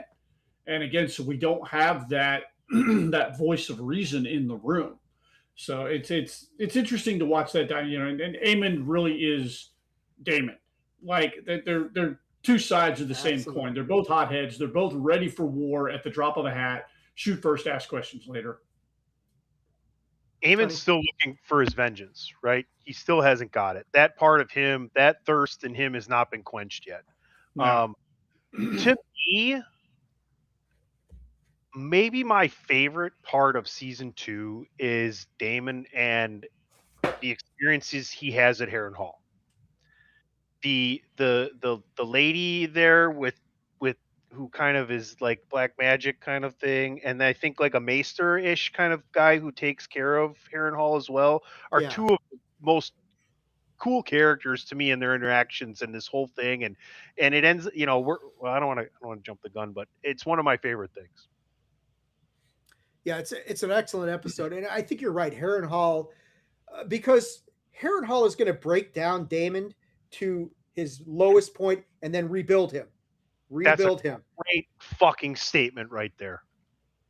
I have those once every 10 episodes. I come up with one, so No, I mean seriously, you couldn't describe it better. It breaks him down so that he can be reborn and built back up again. and It's it works. brilliant. And it works by the end of the season. You get to see, and he needed that. I mean, Damon really needed to be broken down to his basic building blocks and then be rebuilt. And Harrenhal does a great job of doing that. So, yeah, let's go to episode 6. This one's called Small Folk. And in this one, the war starts hitting like ordinary people. King's Landing is starting to suffer from shortages. There's fear, there's anger, there's a blockade against the city. This is creating unrest. The small folk begin to resent the ruling class. So you've Boy, got all the, I wonder if they'll ever use that war tactic again. yeah, probably not the best of strategies. But you've got all the elements here for civil war, right? I mean, this is how revolutions start. It always starts with the common folk. Rhaenyra and Mysaria exploit that unrest by sending food into King's Landing under Rhaenyra's banner. So this is kind of fun. It's like, oh, you people are starving here. We got you some food, So this is a brilliant strategy on their part. It is a very smart political move. Rhaenyra can't take the city militarily yet, or at least she's not sure about that. But she can begin winning hearts and minds by using a form of propaganda, even in this, in Westerosi sort of aspects of things in King's Landing. It's like, well, here's some propaganda for you. Oh, you're starving? Here, take my food. And it works. It's a smart play on her part. Meanwhile, inside King's Landing, Alicent continues to lose influence. Aemon tightens control. Helena remains traumatized and detached after the death of her son. Aegon is alive, but he's pretty badly broken. I mean, as broken as you can get. Meanwhile, over on Dragonstone, Rhaenyra begins exploring a dangerous solution to her Dragon Rider problem. This is what Tunney was talking about. Perhaps Dragon Riders don't need to come only from obvious royal heirs. Maybe anybody with Targaryen blood scattered amongst bastards and lesser known descendants could be enough. Are you a bastard? Come on down. We're going to put you out here with the dragons. And this is where the season kind of begins setting up the dragon seeds. Either people of Valyrian descent who might be able to claim riderless dragons. This is a big shift in the series because now you're looking at, well, anybody with a certain, it doesn't have to be Targaryen. It can be anybody with royal blood, which really lends the question of, well, could it just be anybody who can create some sort of rapport with a dragon? They create that bond with the dragon. Does it have to be somebody of royal lineage at all? Can it just be a common dude? Don't know. But this episode kind of widens the aperture, so to speak. So, this whole war isn't just hurting the royals and the nobles. Cities are being starved. Common people are kind of coming into the political story. There's a siege going on, and people are starting to use the common folk as weapons of a different sort of weapon, but they're weaponizing the normal people here. And it's a big issue as we go forward. Tunney, I'll go to you first on this one. This is the episode that tied into what you were talking about earlier, where we're just going to let's just try out a couple people on these dragons and hope for the best. Do you think it's funny. I think dragons can smell blood like a shark. I think they can smell fear for sure. Like a lot of animals can smell fear, right? But I think they can smell the blood. And we're going to get into that, but maybe they can also feel the valor and integrity, right? And someone that has the intestinal fortitude to be able to handle such a scary situation. I don't know, DJ. What do you think? You think that's kind No, of the I think problem? that's very much it. I think they can sense the fear, they can sense the bravery in the person. So it may not necessarily just be a okay, can I smell the Targaryen blood in you? Can you handle me? Is the way the dragon looks at this. Are you capable of handling this situation? But speaking at the bigger picture, Dave, you're talking about the small people, the little people. This is where you really see the collateral damage of war is at this point. It is affecting the common folk, and it is affecting the civilians, and you see that on full display here. And both sides are using the common folk as pawns politically, to gain an advantage. And that's again, it makes you question as a viewer your loyalty because you're like, okay, I'm Team Black, I'm firmly Team Black, but do I feel good about being Team Black? Because I know that they're in their own way almost as underhanded as Team Green. But at the Absolutely. same time, do you feel like this is the first time they're kind of catching up politically, right? Sending the food in, right? Like it's finally they make a political move as opposed to just an act of aggression. Yes, yes. Yeah, yeah, I agree. And I love the point you just raised, DJ. That it is the small folk. It's always the common folk who are the collateral damage. They're the ones who suffer in any war. It's not the people who are dropping the bombs or making the decision to drop the bomb. It's the people onto whom those bombs are being dropped, and Right. it's the same thing here. Go listen to War Pigs by Black Sabbath. Generals gathered in their masses, indeed, man. All right, let's go into episode 7, the Red Sowing. Rhaenyra commits to the Dragon Seed plan. She's fully invested in this whole thing. The attempt to find these new dragon riders, however, it's dangerous. It's desperate. It's morally complicated. Rhaenyra needs riders, but she's like asking ordinary Joes to walk into almost certain death in front of these dragons. You want to come on down and you want to try and jump on this dragon? What's the worst that can happen is you get burnt to a crisp. But it's like, you might win. You might be able to get a dragon. But the major payoff in this episode is that new riders do emerge. You got Adam of Hull bonds with Sea Smoke. Hugh Hammer claims Vermithor. Ulf White claims Silverwing. And now Rhaenyra suddenly has got 3 new dragons. And this massively shifts the balance of power. Now Rhaenyra has, it's like Rhaenyra has hydrogen bombs and the other side has atom bombs. Go ahead, Tony. Who's the unknown Targaryen that claims like like remember there's a storyline of like a civilianish small people guy who's hiding out in these bars and telling people He's a bit of a drunkard, isn't he? yes, and he ends He's a up bit of a drunkard. I remember that much. yeah. So there's a storyline in the backside of this for one of the riders I remember specifically. He ends up being rather important too. Right. So I think he's gonna be even more important this season. Yeah, I agree. Because the big thing that shifts here is the balance of power does change at this point. Rhaenyra has the military advantage now. She's got more dragons, but they're in play, and Aemon recognizes the threat. When he realizes what has happened, he's forced to retreat rather than charge in blindly. It's like, well, I can't fight all these dragons right now. I'm way outnumbered.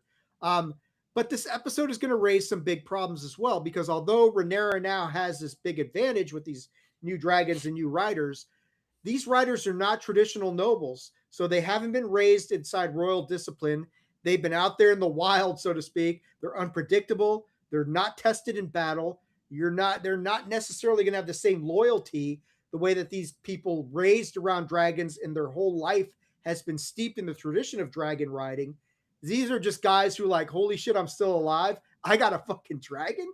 And that's going to be a problem, because Rhaenyra is going to solve one problem, but she creates multiple ones. She's got the power, but Dragonfire has now kind of evolved to the point where it's in the hands of people who can really do some unexpected damage with it. And that's a big issue moving forward as we get ready for the season finale. Deej, I go to you first on this one. Rhaenyra's got the advantage, but with great power comes great responsibility. And we learned that at the season finale of episode one. The dragons are, as Targaryens, going to do what dragons do. And, Yes. even though these people bonded with these dragons, doesn't necessarily mean they have any control over them.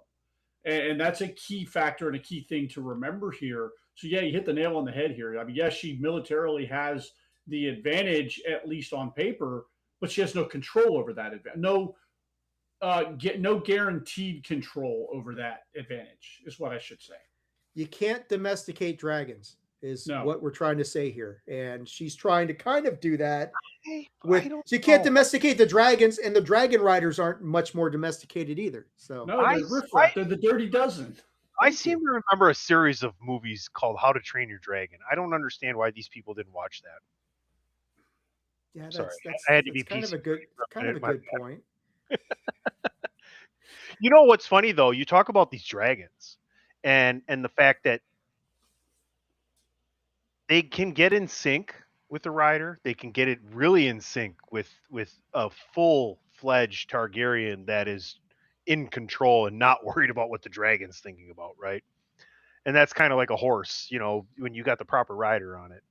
But at the same time, each of these dragons have their own personality. Let's not dismiss that too, Mhm. right? And we've seen that from Game of Thrones as well. So it's just a higher, more evolved species of I don't even wouldn't call it an animal. It's just something maybe on the same level as humans.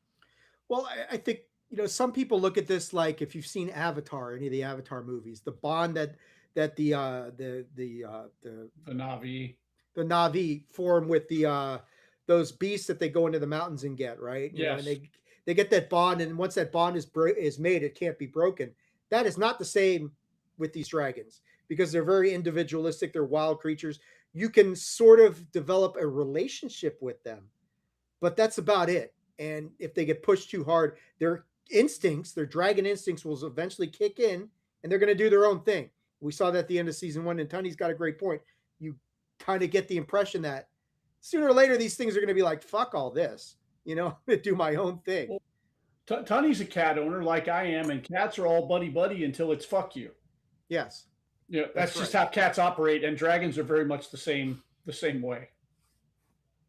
It's a good analogy, DJ. I like that. Cats are like dragons. I'm not gonna disagree with that. Oh, my dragon's sleeping right now, so we're good to go. Mine's not allowed in the pod cave because she's an asshole. Well, she likes to do things with your dangling parts, Deej. So that's never a good idea. No, I've got pants on. I'm Okay. only shirtless. There's no You're not- dangling parts right So now. you're not Rob, right? You're not Winnie No, the I'm not Poohing Winnie it. the Poohing it. Yeah, okay, that's good. That's He's good to Apple. know. He's Apple-poo. Oppo pooing it. Let's get to the season finale of season 2. The Queen, whoever was. This finale is more of a positioning episode than a traditional like explosive finale, because I think a lot of people were expecting the war is going to start here, and it really doesn't. But it puts all the pieces into place. All the pieces are now on the board. The war is certainly going to start. We get Tywin Lannister negotiating with the Triarchy to help break the blockade of the Gullet, setting up a major naval conflict. The Greens need help from outside, and that means making deals that are not necessarily the smartest, very costly, and very problematic. Aegon, who of course is still badly injured, but is increasingly aware that if Aemon didn't mean to kill him before, then Aemon is certainly thinking of finishing the job now. And Aegon realizes this, and he's like, I've got to get the hell out of here. He flees King's Landing with Larys Strong. This is important because it removes the crown king from the capital, and it leaves Aemon in control. The rightful king is no longer there, so any sort of belief that Aemon shouldn't be the king is pretty much gone at this point. Harrenhal, Daemon has a major supernatural vision connected to the larger destiny of House Targaryen and the future threat from the north. The vision finally breaks his resistance. This is where he gets rebuilt, Tunney. He comes out of this thing much stronger. Rhaenyra comes to Harrenhal. Daemon bends the knee and recommits himself to her cause. Because he's seen the future. He's like, this is where I need to be. The most surprising aspect of this is Alicent. She goes to secretly visit Rhaenyra this time. Alicent, she's exhausted by the war machine. She helped create all this chaos. She effectively offers Rhaenyra a path to take King's Landing. Rhaenyra makes clear, though, this is going to require Aegon's death. Alicent is forced, and it's like, what do I do with this? The cost of peace is the death of my own son. But Alicent doesn't know that Aegon's already gotten the fuck out of Dodge. So, that's a whole thing happens. The season ends with the armies, the fleets, the dragons, all the pieces on the board are moving into position. And that's kind of where we end off with season 2. Now, some people didn't dig this because they thought we needed to get to the war and they didn't want to wait a whole year for season 3 and the war to happen. You're going to get your wish granted Sunday night, kids, because the war is coming and it's going to explode in more ways than one. But Tony, I'll go to you first to wrap up season 2 as the season finale. You get the whole idea of Alicent trying to sue for peace, so to speak. Rhaenyra's terms are very steep to do that. But I ask you this, is her motivation really peace? Or is she just so disillusioned with what has happened to her that has put Aemond in position of power that she wants to set this thing right, even at the cost of her own son? I don't know what her true motivations are, but what do you think? I feel like she finally realizes, regardless of how many wrongs the Targaryens have done, that she realizes she was wrong. Had nothing to honestly, if Viserys wasn't such a spineless bitch, none of this shit would ever fucking happen. Not a fucking single drop of it. If you can smell it out and get these greens out early, you can do whatever you want, right? So that's kind of where I'm at. I mean, all I can say is buckle up because the Battle of the Gullet is coming. Buckle up, Buttercup. Deej, your thoughts on this final episode of season 2? Yeah, I think Alicent is broken. She's broken because she's lost control of a situation that, quite frankly, she never had control of. The men in power never let her have a say, never let her have a hand on the wheel, so to speak. But she thought she should have, and she thought in certain ways she may have. She never did, and she's broken. I truly think she's like, I'm exhausted. Both sides have lost. There's collateral damage. This isn't what anybody wanted. I just want all of it over with. And I think she's, Rhaenyra's terms are steep, like you said, but she's considering it because she's just done. She doesn't want this. And I had no problem with this ending at the brink of war, because I understand we've got at least 2 more seasons of this show. I don't want them to blow the wad here because then once you go to war, where are you going from there? I am perfectly, if season 3 ends up being the war, I'm here for it. And I think we're going to get some very compelling television in the next, hopefully 8 weeks. How many, is it 8? 8? Okay. Yeah, I think weeks. If season 2 had gone 10 episodes, you would have got some of the war. But they cut it at 8, and I'm fine with that.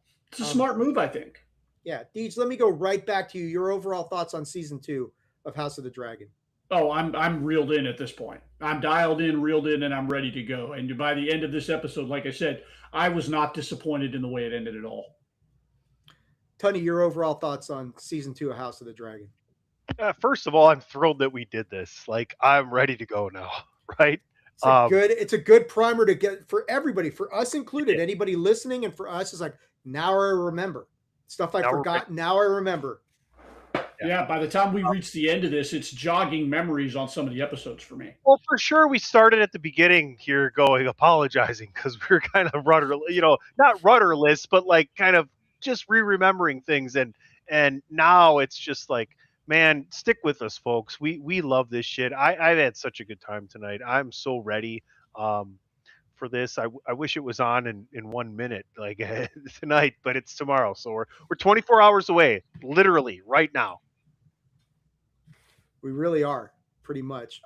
So let's see. So the closing summary. Let's see how ChatGPT hit season 2. It's a story of a civil war becoming irreversible. Okay, that's very true. Begins with grief and revenge after Viserys' death. It escalates with the murder of Jaehaerys, the propaganda war against Rhaenyra, the twin duel, the Riverlands violence, the horror of Rook's Rest. By the midpoint, Aegon's broken, Rhaenys is dead, Aemond is ruling the Greens, and Rhaenyra is forced to consider increasingly dangerous choices. Back half of the season is about power shifting. Rhaenyra gains new dragon riders through the Red Sowing. Daemon fully bends the knee after his haunted reckoning at Harrenhal. Alicent realizes the war has escaped her control. Aegon flees King's Landing. Both sides prepare for a much larger conflict. If season 1 was about how the dance became inevitable, season 2 is how the dance becomes uncontrollable. That's great recap. Yeah. So before we cut out of here tonight, let's briefly look at season 3. Let's talk about what is likely to happen without getting into any spoilers and that sort of thing, because we don't know. The war is going to go fully hot, right? I think we could all agree. If you were disappointed the way that season 2 ended, don't worry, because season 3 of the war is going to go from almost happening to full on. Tony mentioned it earlier, the Battle of the Gullet. It seems to be how season 3 is going to open up. I've heard some things about the opening of season 3 is like an hour and 12 minutes or something like that. People have said that this Battle of the Gullet is a super expensive scene and it's just batshit crazy. That's probably how this season is going to open. Rhaenyra's got the power. She's got the advantage. What's going to happen with these dragon seeds and these non-disciplined riders? How is that all going to play out? Aemond is also, he's not exactly neutered out here. He's powerful. He's still got Vhagar. So that's a big bonus. He's maybe outnumbered, but he's got the biggest and baddest of all the dragons. What is going to happen with Alicent and Rhaenyra's relationship? There is some trying to work together. The war is inevitable. I can't imagine that that's going to last because of just the nature of war and how things are going to go. Daemon's back in alignment with Rhaenyra. How long is that going to last? Because Daemon may be stable for the moment, but he's a hothead. He's volatile and that sort of thing. So season 1 was, is about the family fracturing. Season 2 is a war machine starting up.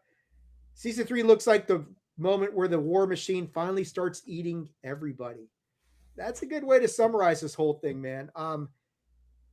Tony, I'll go to you first, man. Season 3, what are you looking forward to? Where do you think we're going? The Battle of the Gullet's going to happen right off the bat. It's going to be a major naval conflict. It should be absolutely insane to see. From what I've heard, it's the best dragon battle sequences. Right, you brought it up already. Expensive and everything else, and it's interesting. Like, are we going to continue this war throughout the season, or are we going to have this brutal kind of epic confrontation-esque thrust upon us and deal with the aftermath of the rest of the season is my question, right? Like, how is that going to vet itself out? I mean, I'm so excited. I'm so excited. I can see DJ's nipples are raising themselves. He's excited. They are. There they are. Yeah. I mean, figure I don't think we've had quite the epic battle since maybe the White Walkers and Jon Snow and that whole episode. Like, I want this entire first episode. I don't want any explanation. I want it to be, in the words of Jacob Fatu, I want the whole thing to be all gas. No breaks. No, I think you're right. I think like the battles that we got in Knight of the Seven Kingdoms, they were brutal, but they were very localized on a much smaller scale. We haven't seen anything like this since Dany burned down fucking King's Landing, basically. A battle of the scope that we're going to get in the Battle of the Gullet. Obviously, I think that's going to be a major, major battle. And maybe after that, they take a couple of episodes to kind of let the dust settle, so to speak, and then start back up again. Deej, your thoughts, man? What are you looking forward to here as we get ready to kick off season 3 in less than 48 hours? Yeah, I agree. I think this episode is going to be strictly the battle, and then after that we catch our breath. I want to pose a question to you guys, because as I think about Rhaenyra and Daemon's relationship, I don't know the name, but Rhaenyra has a lady companion. Rhaenyra has a lady companion with her that she ends up kissing at one point. Yeah. Is that Allison's is that I'm trying to remember. Is that Allison's servant or lady that helped her earlier? Isn't that the Well, same don't person? some of the kids get taken away, right? Some of the kids get shuttled away for their own protection as the war is looming, right? Right. But my point here is they end up making a connection and they end up kissing at one point. So my question is, are they going to explore whatever that is moving forward into season 3? And if they do, how is that going to affect the relationship between Rhaenyra and Daemon? So that's something that I want them to call back on, because that it was literally just a moment in time on one episode and then they never touched on it again. So I'm assuming that's foreshadowing to something down the road. Well, either Damon's going to be cool with the three-way or we're going to have problems. Yeah. I mean, that's the best way I can look. So, I don't know, man. There's so many moving parts in this season, and season 3 is going to be just electrifying, and really, I can't wait to see how it all plays out as it leads into what will be an epic final season of this show. If everything holds, that we're going to get a 4th season on this. That's her mistress of whispers, Mysaria. Mysaria. We did mention Mysaria. Is that's the same servant from Allison who helped her escape, right? With before. So here's a couple. She's a double agent. Is she a double agent? Does Aegon turn on his family and realize that the blacks are actually correct and help them after Aemon is like we're got a whole. There's a lot of intrigue going into season 3. I think Aegon could turn. I think you're right, because you've got, but see, that's the problem is Rhaenyra wants him dead. So if he turns and he walks right into the guillotine, basically. Not if he lends some insider knowledge. Sure, he can play. He's got some insider knowledge he can give to Rhaenyra. That's going to give her an advantage. Greater thing? What greater thing could she get than him? Yeah, kneeling to her. Yeah, you all think I'm the guy. No, it's all wrong. Well, that's true. If he's the king and he cedes the throne to her, she's the rightful heir. That's where I was getting ready to go. He's the king and he kneels to her. You beat me to it, Dave. Good call. That could get very interesting indeed. Well, fellas, that's it, man. Great episode, great recap of these first 2 seasons of House of the Dragon. We are ready for season 3. If you watched this along with us, you are ready for season 3. Before we cut out of here tonight, let me go around. I'm going to go to the man, the shirtless one, with the great beard and 300 podcast episodes in his back pocket on the Mindless Wrestling Podcast. Deej, where can people interact with you on social media? Where can they get some laminated photos of your shirtless greatness? Well, that would be eventually if I decide to do the fans only type of gimmick. No, I'm never doing that. Fans only. Mayo on fans. Yeah, you go on fans only. That's the safer option, buddy. Yeah, no, we're not doing that. You can, if you're so inclined, you can follow me on the app formerly known as Twitter at the Mindless Pod. If you want to watch video of the Mindless Wrestling Podcast, we are on YouTube. There's also a Mindless Wrestling Podcast Facebook page, which I'm going to rebrand under the Mindless Podcast Productions banner, because I also have 30 Mindless Minutes, my podcast that I do there. So I'm kind of consolidating everything under one banner slowly. I don't know where you could have got that idea from. I don't know, man. I have friends in low places. Hey, I only got it from this guy known as PC Tunney, who's about to tell you where you can check him out on all things. And people tell him about thechairshot.com too, man. DJ, blame it on my roots. I showed up in boots. I sang that song in front of 500 people one time. Anyway, follow me at PC Tunney right there. Check out thechairshot.com. Tons of cool things going on there. I mean, Ray Cash has just been busting his ass nonstop. Yes, last night we did the 300th episode. Dave and I were lucky to be guests for the 300 episode of Mindless Wrestling. So make sure you go check that out wherever you can find your podcast right there, Chairshot Radio Network, ProWrestlingTees.com/the Chairshot, and Dragons. I'm fucking ready, baby. Absolutely. As for me, you can check me out. The best way to get a hold of me is to go right here. attitudeofaggression.com. There's the website for you. That is the best way to go. Or if you're so inclined, you can go and check out the Attitude of Aggression's YouTube channel, which allegedly has a link to it, but I don't know how that works on a live stream. But you can go there anyway and check that out. You can, we all know the situation with X, which there is no situation, but you can check it out at Blue Sky. There's Attitude of Aggression on Blue Sky. And of course, welcome to Montana. Welcome to Montana, baby. Or you can go to Facebook, the Attitude of Aggression's Facebook page, where we live stream these episodes as well. That, guys, is going to do it for this episode. You are all caught up. House of the Dragon Season 1 and 2 recapped. We are now ready for House of the Dragon Season 3. Game Gone Wrong. We'll be back next week to recap Episode 1 of Season 3. It's going to be a great season. Can't wait for it to happen. Until next time, on behalf of me, Tunney, DJ, we hope you guys enjoyed this episode. We will be seeing you next week as Season 3 kicks off for real in just a few short hours. So long, everybody.